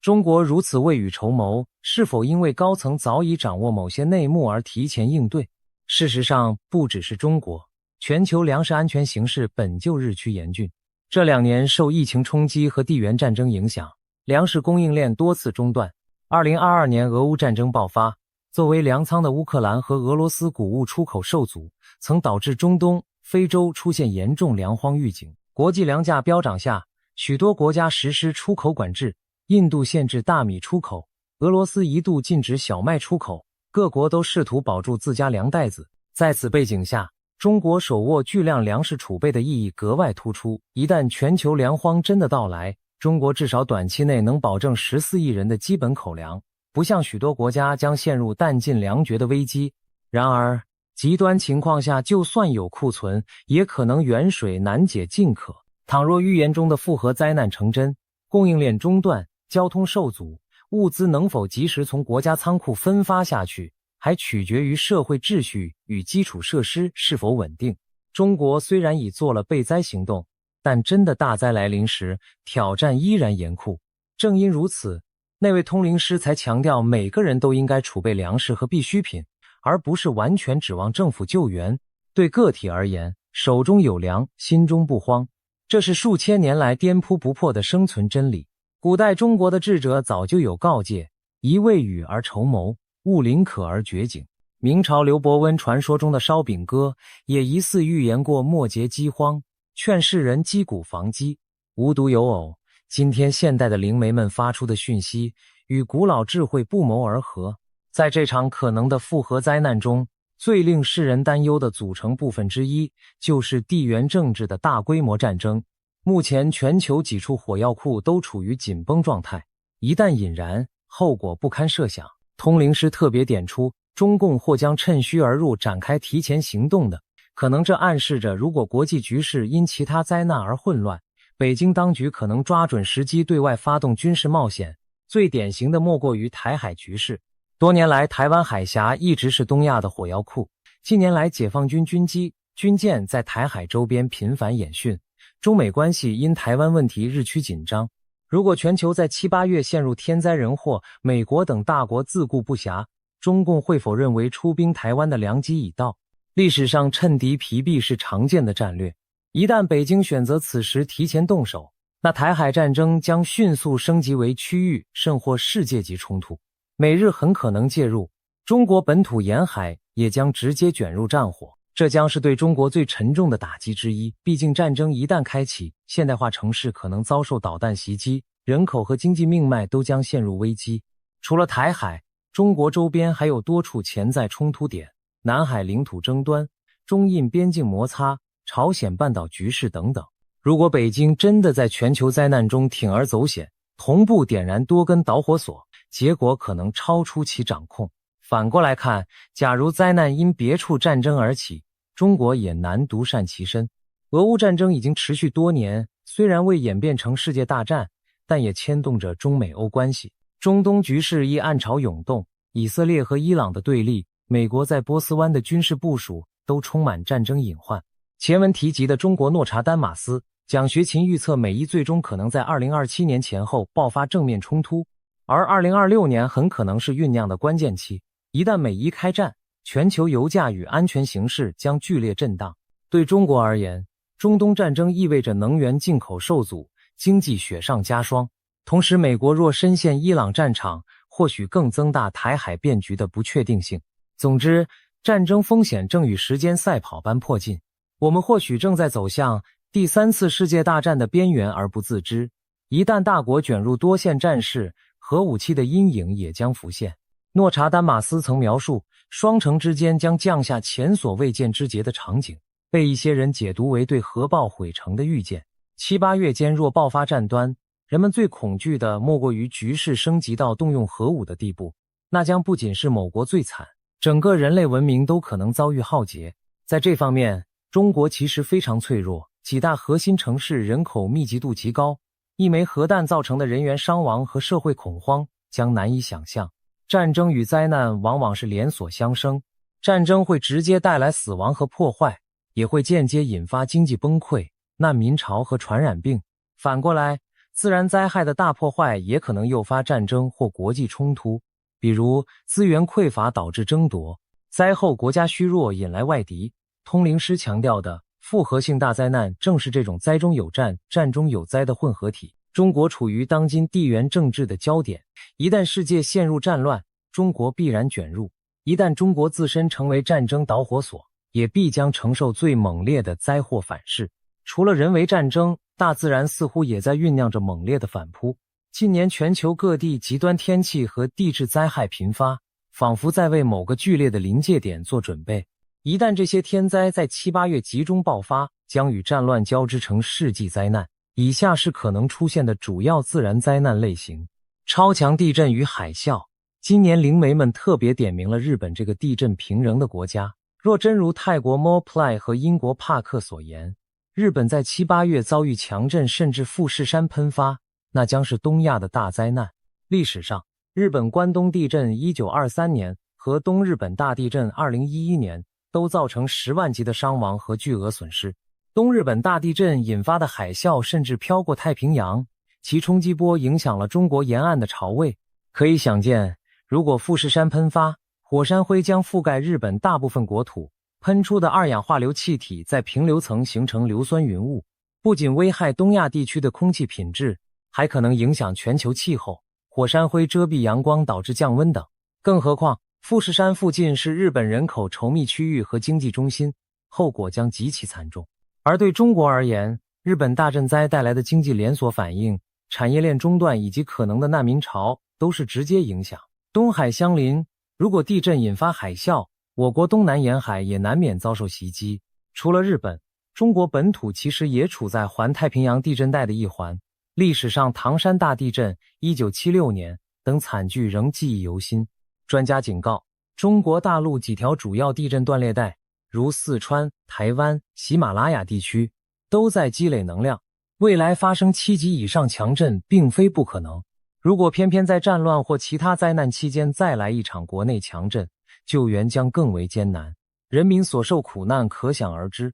火山与毒气事件，前文提到预言中的日本毒气云，除了可能由富士山引发，也有可能是其他火山或者大型工业事故。日本北部有著名的阿苏火山、尊前火山等活火山，如果其中一座突然大规模喷发，喷出的火山气体主要是二氧化硫和火山灰，完全可能形成笼罩大片国土的毒气云。事实上，人类历史上出现过火山引发全球气候异常的案例。印尼坦博拉火山1815年喷发后，隔年北半球出现无夏之年。中国云贵高原也发生饥荒。近代的菲律宾皮纳图博火山1991年喷发，也造成全球气温短暂下降。如果2026年来一次巨型火山爆发，全球气候、农业都将大受打击。在中国，夏季本是主要农作物生长关键期，火山灰遮天蔽日或气温骤变，可能造成粮食绝收。此外，还有可能的就是工业灾难，例如大地震引发日本核电站、化工厂泄漏，或者战争中化武、生化武器的使用。如果真有人为加剧天然灾难，那就是复合灾难中更骇人的一环。无论如何，火山和化学污染这类事件一旦发生，对生命和环境的伤害都是长期且难以挽回的。中国在20世纪也经历过类似痛苦。唐山大地震次年，北京上空出现奇异的日晕天象，被人形容为天空燃烧，那其实就是大地震激起尘埃造成的。可以想见，更大规模的喷发将是怎样末日般的景象。极端气候、洪水与干旱，当前我们已明显感受到气候变迁带来的极端天气增多。2023年北半球经历了破纪录的高温热浪和罕见的暴雨洪水。中国本身幅员辽阔，南北气候差异大，但整体趋势都是天气更极端。每年7、8月是中国主汛期和台风季，强降雨极易引发严重洪涝。今年更预测将受到厄尔尼诺影响，可能出现更强的雨乍天气，短时间内降下超大暴雨，如去年夏天，北京周边就遭遇了数十年一遇的特大暴雨和洪水。再往前的2020年，长江流域也发生罕见特大洪水，造成数千万人受灾。当极端降雨遇上大江大河，中国历史上最可怕的灾难之一就是大洪水。例如1931年中国长江、淮河同时爆发特大洪灾，酿成数十万人死亡，被称为史上最严重自然灾害之一。如果2026年夏季再现这种级别的洪水，主要粮食产区的庄稼将毁于一旦，数百座城市村镇也会被淹没，直接导致粮荒和疫情随之而来。反之，极端干旱也可能发生。2022年长江中下游罕见干旱，洞庭湖、鄱阳湖水位骤降，四川等地限电停产，河南一带农田龟裂。在复合灾难背景下，若南方洪涝而北方大旱，粮食生产将同时受挫。洪水之后紧跟着可能是疫病，历史上洪灾后常爆发霍乱、痢疾等传染病，因污水遍地滋生病菌。当救援系统因战乱或其他原因无法完全运作时，疫情更难控制。瘟疫与公共卫生危机，说到疫情，人们对新冠疫情的记忆仍然犹新。2020年肆虐全球的新冠病毒造成数百万人丧生，随后几年各种变种不断，颠覆了正常生活。而疫情本身也是一场全球性灾难，并引发经济衰退和社会问题。一场疫病就能让世界停摆，若在战争和饥荒交织时再爆发新的大疫，其杀伤力将更甚。专家们其实一直警告，下一次全球大流行只是时间问题。近来高致死率的禽流感病毒 H5N1 在哺乳动物间传播的迹象令人忧心，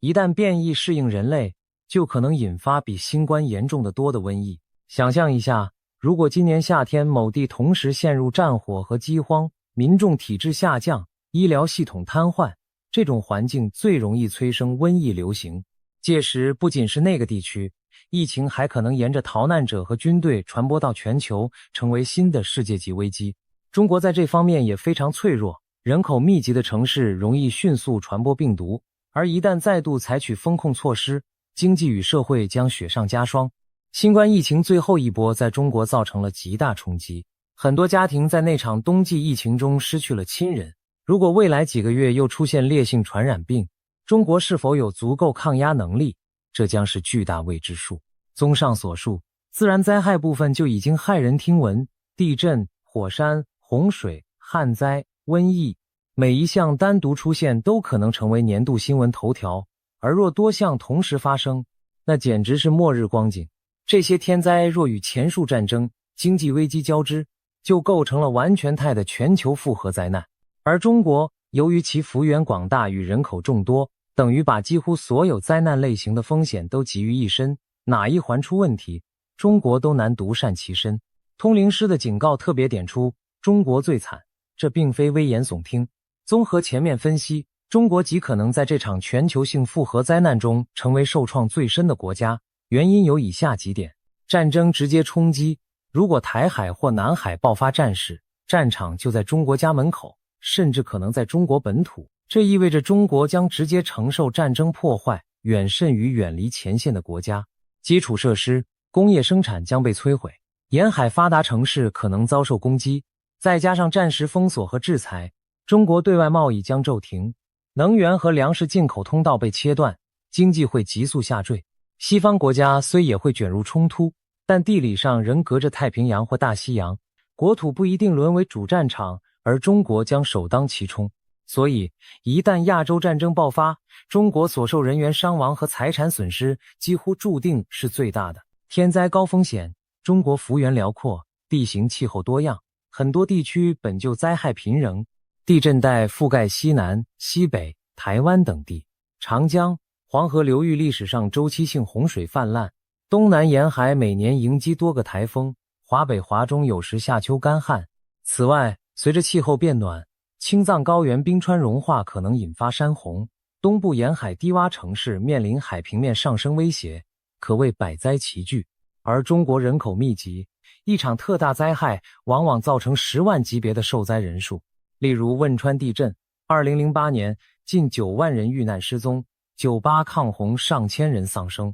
上述1931年长江洪水更夺走10几万性命。若未来几个月多处灾害同时发生，中国将面临空前的救灾压力。其他国家单一灾害可能还能全国调配支援，而中国幅员广，若多点开花灾难，再加上战乱阻碍，恐怕难以及时全境救援。那种情况下，一些地区可能陷入孤立无援的绝境，伤亡进一步扩大。人口与密度，中国有14亿多人口，是世界第一人口大国。人口多意味着灾难来临时，潜在受害者数量也最多。同样的灾害发生在人口稀少国家，也许伤亡有限，但在人口稠密的华夏大地，后果会被放大好几倍。以传染病为例，中国超大城市动辄几千万居民，一旦瘟疫扩散，封锁与医疗压力都是空前的。今年初，中国结束清零政策后，短短几个月估计有上亿人感染新冠，数十万老人病故，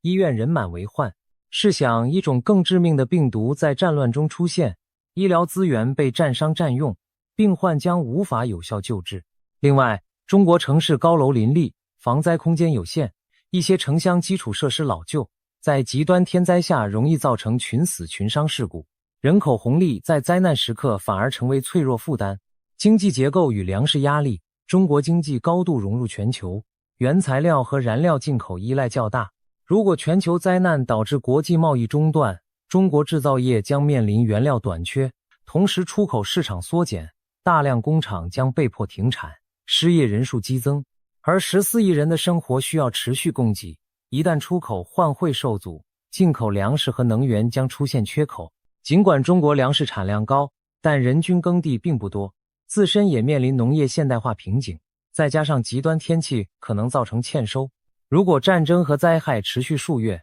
地方储备耗尽后，饥荒的幽灵绝非虚幻。上世纪中国曾发生过举世震惊的3年大饥荒，1959到1961年，数千万人饿殍遍野，那是在没有战争外患的年代，尚且如此惨烈。如今人口更多，资源压力更大，一场全球性粮荒里，中国如何保障每个人有饭吃？靠几亿吨储备或许能撑一阵，但长期还是难继续。所以中国最怕的其实正是粮食问题。通灵师强调囤粮，或许也是看到了未来世界可能爆发粮食危机，而中国所受挑战尤其严峻。所谓仓廪实而知礼节，当饥饿蔓延时，再稳定的社会都可能崩解。社会体制与应变，中国的社会控制严密，在平时是优势，动员力强大，但在非常时刻也可能带来脆弱性。一方面，政府可以集中力量办大事，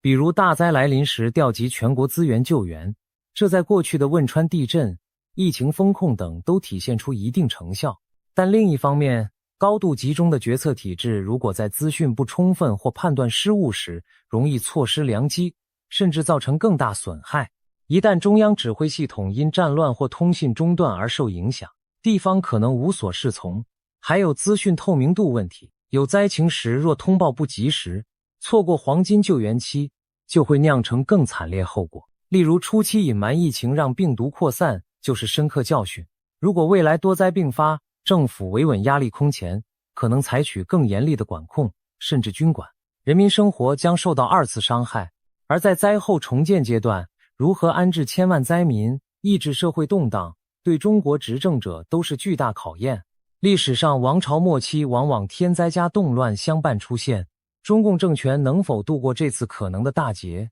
也存在变数。有人担心，如果灾难过于沉重，会不会引发中国内部政治巨变？这也是中国最惨含义的一种延伸。因灾难导致的社会巨变往往伴随更多混乱与牺牲。综合来看，中国所面临的是一场全方位的生存压力测试，外有战火，内有灾害，有人口众多的包袱，也有粮食能源的克星，要保政权稳定，也要救亿万性命，稍有差池，就可能最惨，损失最大，伤亡最多，复原最困难。如果全世界真要经历一次大洗牌，很不幸的是，中国正处于风暴的中心。面对通灵师和众多预言展现的黑暗图景，我们不禁要问，人类真的无法改变这场劫难吗？其实，许多先知在预警的同时，也强调了准备与选择的重要性。那位美国通灵师并非意在制造恐慌，他提倡的是一种准备，而非恐惧的心态。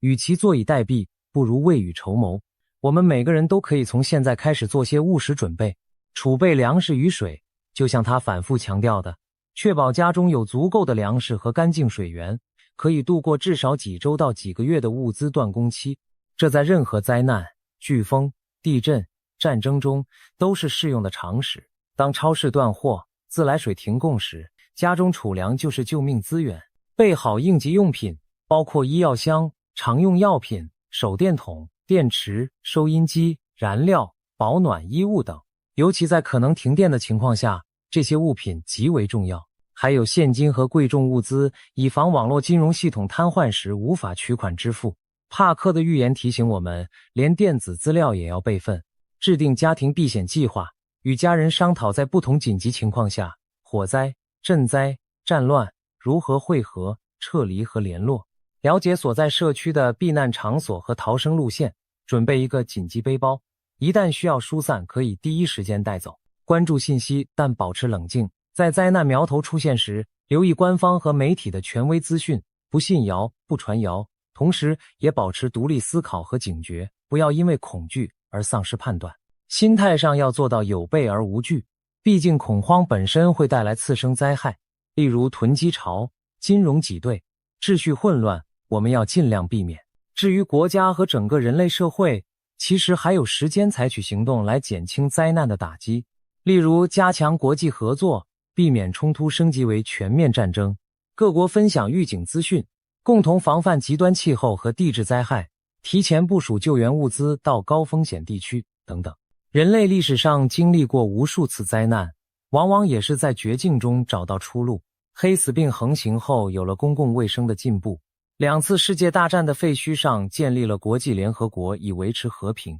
或许这次巨大的考验也将成为人类反思与进步的契机。当然，我们更希望预言中的种种灾厄永远不要发生，就像很多末日预言最终被证明只是虚惊一场那样，或许7、8月不会有世界末日，一切将风平浪静度过。即便如此，做好准备也不会白费，它让我们在面对不确定的未来时多一分从容和保障。如果灾难真的来临，我们因准备充足而减少损失；若灾难并未发生，我们不过是多了一些储备，生活依旧可以继续。这正是宁可备而不用，不可用时无备的智慧。未来几个月，让我们带着谨慎而平和的心态度过，关注全球局势变化，留意周遭异常迹象，但不过度恐慌。毕竟恐惧无助于解决问题，行动和团结才是自救之道。如果真的出现艰难时刻，希望世界各国、各民族都能相互扶持，共度难关。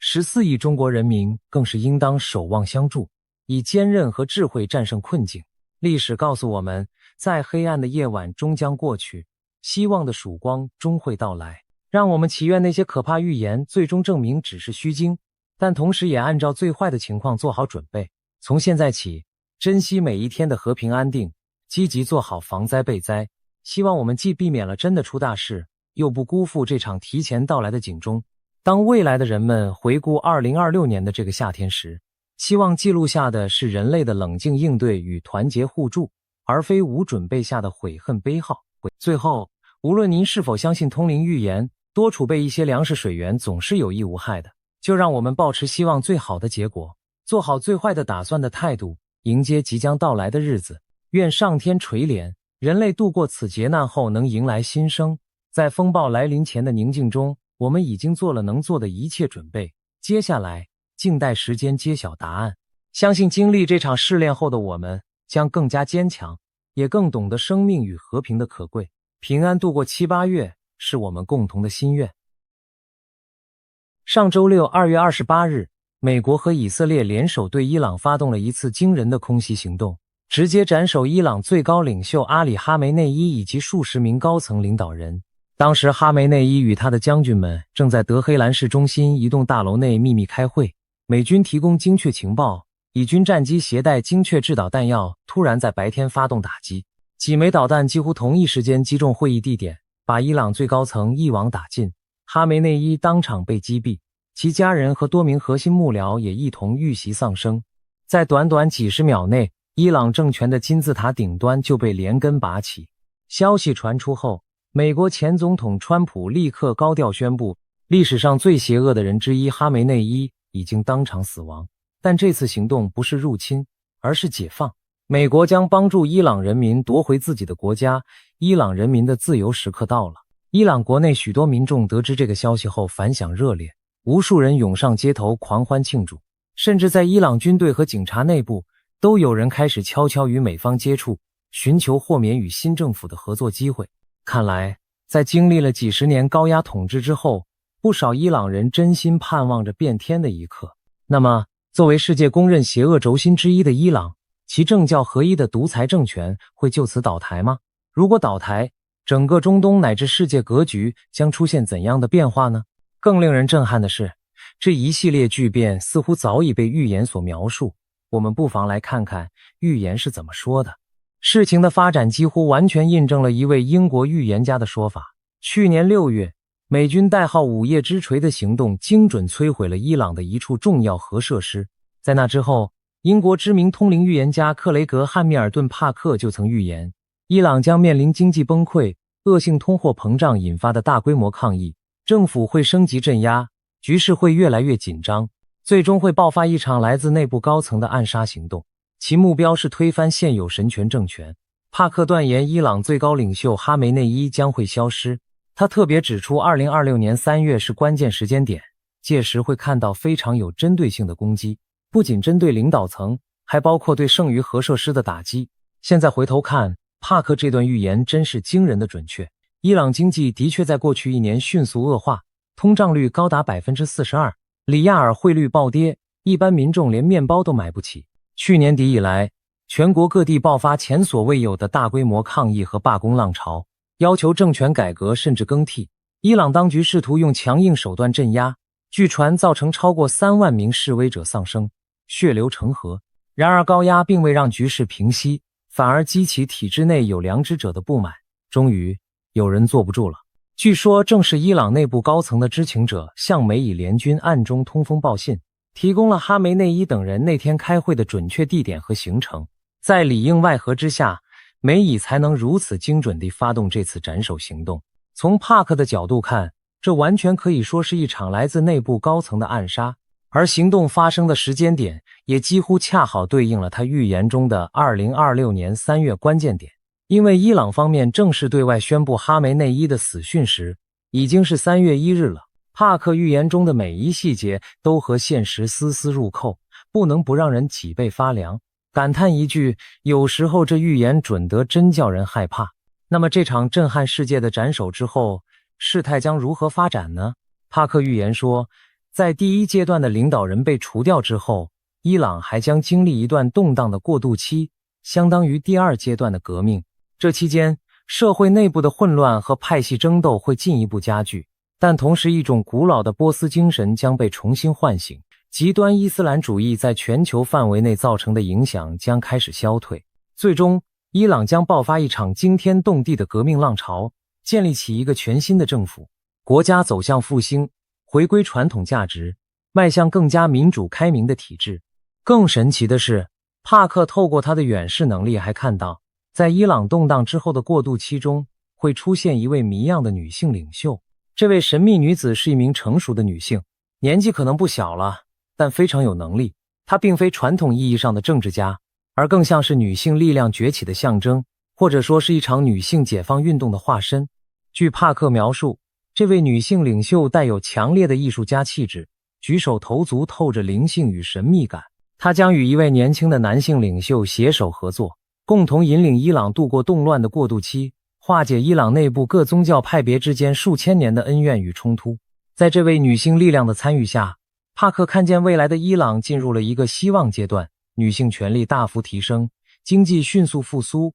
社会变得更自由开放。他甚至看到人们走上街头挥舞着红黄两色的旗帜，那红底金狮的旗帜正是昔日波斯帝国，也就是巴列维王朝时期的国旗。人群在呼唤王权的回归，似乎渴望恢复过去君主立宪的荣光。整个国家开始重新认同自己古老的文化与身份，这正是帕克口中的波斯精神重新觉醒的体现。听到这里，不禁让人好奇，伊朗和古老的波斯帝国究竟有何渊源？帕克提到的波斯精神到底指什么呢？还有，他预言中的神秘女子会不会与中国武侠小说里鼎鼎大名的波斯圣女有什么神秘联系？小昭的传人要出现了吗？大家不妨发挥想象，开开脑洞。其实许多人不知道，伊朗在近代以前的名字并不叫伊朗，古时候它被称为波斯，那里的人自称波斯人。直到1935年，巴列维国王才要求各国改称它为伊朗，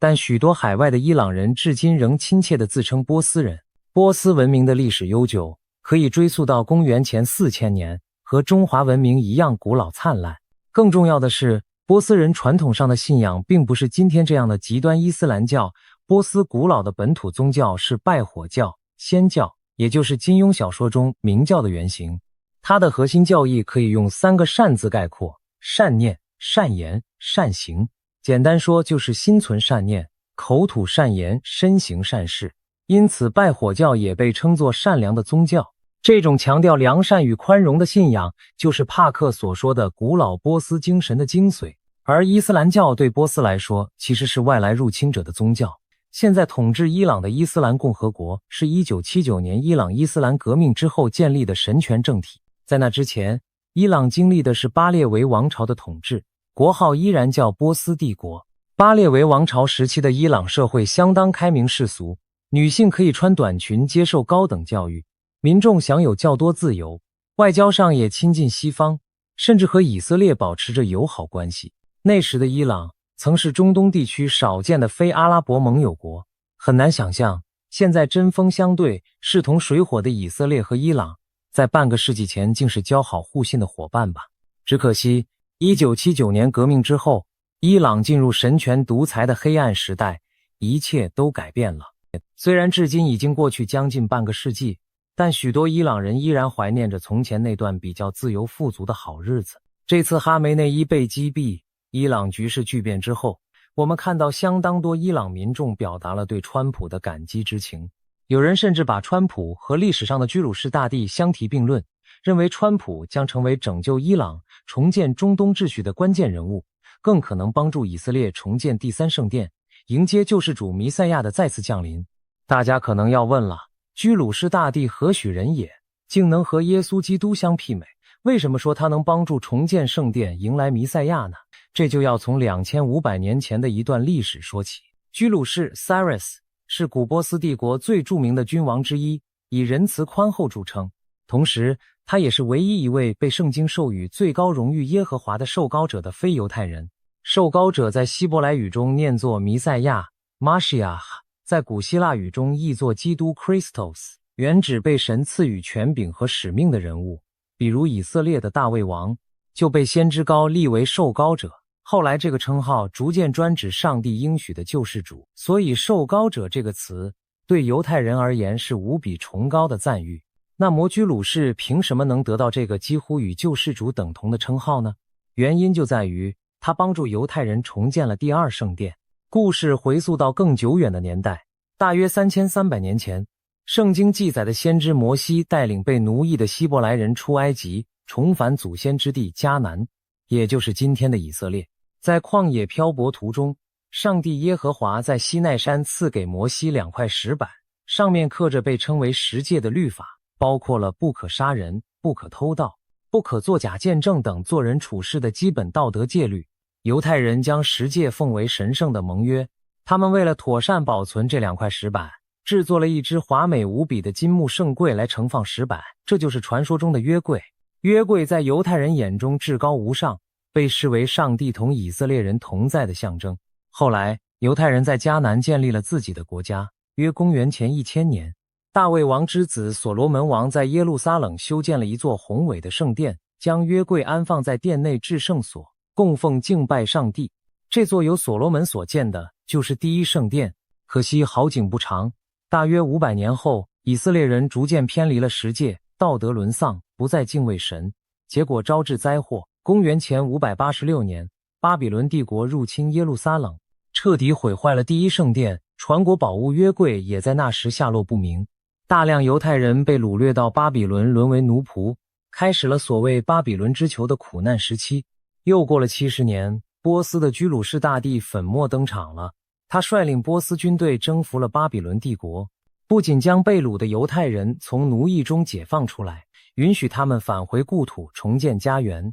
还主动资助他们重建圣殿。可以说，没有居鲁士，就没有犹太人的第二圣殿。犹太民族对这位异族君王的恩德感激涕零，于是破例用他们的最高荣誉头衔受膏者来尊称居鲁士，视他为上帝拣选的器皿。在犹太人的信仰体系中，这是非犹太人所能获得的最高评价了。又过了约500年，犹太人历史上再度犯下滔天大错，他们不仅没有相信上帝派来的弥赛亚耶稣，反而将其钉死在十字架上。这被视为犹太民族的巨大背叛与堕落，最终导致上帝的震怒。公元70年，罗马帝国摧毁了第二圣殿，耶路撒冷满目疮痍，犹太人被赶出故土，开始漫长的流散岁月。此后2000年，犹太人亡国流离，圣殿不复存在。然而上帝是仁慈的，圣经的末世预言中说，在最后的日子，弥赛亚降临之时，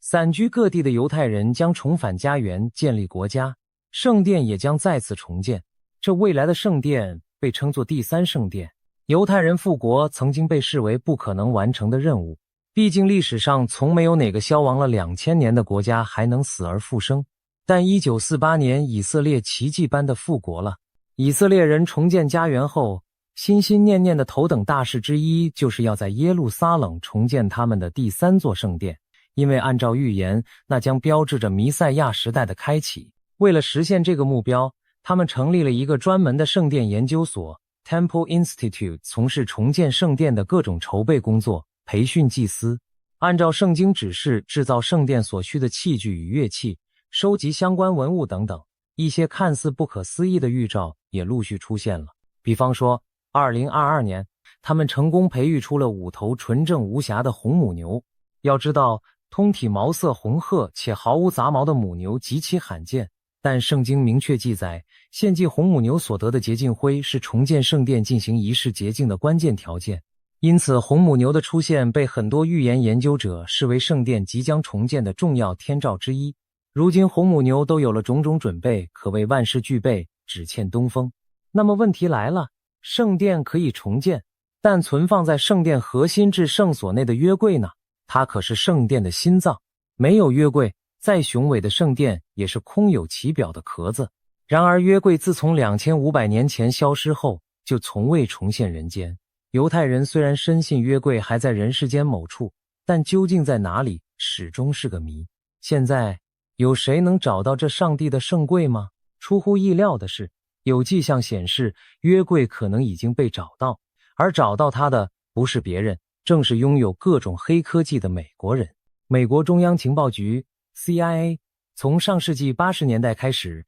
曾启动过一项高度机密的超长计划，代号为太阳光束计划 Project Sunstreak。这个任务利用具有遥视能力的特异功能人员远程探测隐蔽目标。所谓遥视，就是超越时空限制观看远方事物的能力。在2000年，一份 CIA 解密报告显示，传说中的约柜被遥视者找到了。参与实验的是一位编号为032的遥视者，他事先并不知道要观察的目标是什么，只获得了一组代号坐标。按照指令，他进入冥想状态，开始看见了某个中东地区地下深处的场景。他描述道，那里有一间隐秘的地下室，藏着一个由金银和木头制成的容器，外表装饰着6翼天使的图案，容器的样式和特征和传说中的约柜非常吻合。遥视者接着观察到，地下室上方的地面建筑看起来像一座伊斯兰圆顶清真寺，周围说着阿拉伯语的人们身穿白色长袍。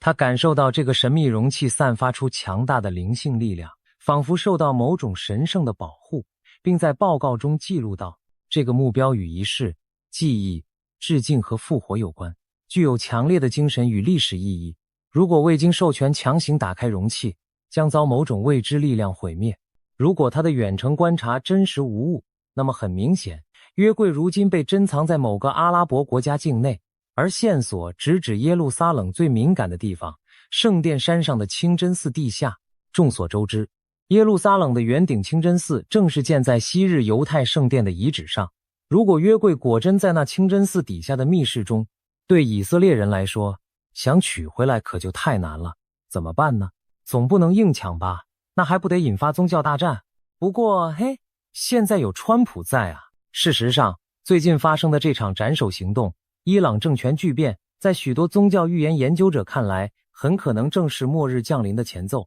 而推动这一切剧本展开的，居然是川普。上面提到，不少人把川普比作圣经中的居鲁士，认为他肩负特殊使命。这么想并非没有道理，因为连圣经本身似乎都预言到了这一幕。圣经的耶利米书第49章就记载了一个关于末世的预言，对象正是伊朗古称的以兰 Elam。 经文写道，我要折断以兰的弓，那是他们力量的支柱。耶利米书49:35又说，我要设立我的宝座在以兰，从那里除灭君王和首领。49:38最后预言，到末后的日子，我要使以兰被掳的人归回。49:39我们来解读一下，折断以兰的弓象征削弱伊朗的军事实力，设立我的宝座在以兰意味着终结极端伊斯兰政权，在那里建立新的统治，灭绝君王和首领。对应的岂不正是哈梅内伊与一众高官在此次打击中被除掉吗？最后说末后的日子使以兰人归回，被许多人解读为伊朗民众将从神权暴政中解脱，恢复自由，重新寻回真神，甚至基督信仰将在那片土地复兴，而这一切正是末日即将到来的征兆之一。不得不说，耶利米的这段预言如今几乎句句应验，让人不寒而栗。同样关于末世的圣经预言，以西结书也提到过一场规模空前的终末战争。先知以西结预言，在末后日子将有一支来自极北方的联军入侵以色列，其中就包括波斯 Persia， 也就是现代伊朗，还有来自马各之地的统治者哥哥，一般认为指向北方的强权俄罗斯。以西结形容，那一场战争中联军铺天盖地而来，看似不可阻挡，但结果却是他们遭遇上天降下的可怕灾难而溃败。硫磺火焰倾泻，大地震动，北方联军最终被彻底毁灭。对古人而言，这种景象犹如火山喷发，但现代人不难联想到核武器或大威力导弹袭击的画面。现实中，当今国际上普遍被视为邪恶轴心的三个国家，伊朗、俄罗斯和中共中国，正好对应了预言中的波斯、伊朗、马各之王、俄罗斯，以及可能的东方敌对势力。巧合的是，这三国近年来相继都被川普政府狠狠打击过。美国对中共发动贸易战和科技围堵，俄罗斯在美国的支援下陷入乌克兰战争泥潭，而伊朗如今更是被打得元气大伤，政权摇摇欲坠。在这种背景下，有人把川普比作现代的居鲁士就不奇怪了。他是一个立场鲜明、支持以色列、对极端势力绝不手软的领袖人物，而预言中重建圣殿所需的国际环境或许正需要这样的强力推手。试想，如果在川普的努力下，伊朗最终真的完成变天，如预言所述，抛弃极端的伊斯兰神权体制，甚至有可能转而成为一个信仰基督教的国家，或者至少恢复古波斯拜火教那种温和开明的文化传统，那将扫清以色列重建第三圣殿的最后障碍。为什么这么说呢？因为整个伊斯兰世界内部其实分成两大派别，逊尼派和什叶派。逊尼派占全世界穆斯林人口的约85%到90%，是伊斯兰的主流。他们的宗教领袖由社群推选产生，相对而言比较开明温和，不太容易出现极端独裁的政权。而什叶派只占穆斯林总数的1%左右，主要集中在伊朗、伊拉克、黎巴嫩、也门等地。什叶派虽人少，却往往宗教狂热，更倾向政教合一的体制。当今许多臭名昭著的恐怖组织如 ISIS、基地组织、哈马斯、塔利班，严格说来其实都属于逊尼派极端分支，部分混合了极端瓦哈比思想，并非什叶派。而伊朗本身则是什叶派的大本营，也是黎巴嫩真主党、也门胡塞武装等什叶武装的靠山，同时暗中援助着一些逊尼极端组织对抗以色列。可以说，在中东持续煽动对以色列仇恨、破坏和平的最大幕后黑手正是伊朗，而伊朗背后又有俄罗斯和中共在经济军事上提供支撑。所以，如果你觉得中东地区的穆斯林好像动不动就极端暴力，与以色列不共戴天，那其实是一种误解。多数穆斯林国家和民众是和平理性的，与以色列长期冲突对峙的主要就是以伊朗为首的那一小撮极端势力。川普在强力打击伊朗政权的同时，反而和逊尼派主导的阿拉伯国家走得很近。他促成了阿联酋、巴林等多个阿拉伯国家与以色列关系正常化，及著名的亚伯拉罕协议，也获得沙特阿拉伯等逊尼派大国的默契支持。这些国家甚至开放领空和基地让美军使用，以共同对付伊朗这个区域麻烦制造者。可见，如果川普真的把伊朗这颗危险的钉子拔除了，在他的斡旋下，以色列与周边阿拉伯国家的紧张关系很可能进一步改善，甚至破冰。到那个时候，有关归还约柜、重建第三圣殿的敏感议题，或许真的能被提上议程。试想，当极端分子失去靠山，中东迎来难得的和解气氛，以色列是否就有机会顺利地动工重建圣殿，并公开迎回尘封已久的约柜呢？如果第三圣殿真的矗立在耶路撒冷圣殿山上，那将会是何等震撼人心的画面。您觉得届时传说中的救世主弥赛亚会否真的出现呢？而如果弥赛亚再次降临，人类最终的末日审判又将以怎样的方式展开？欢迎大家在评论中留下自己的想法，我们拭目以待。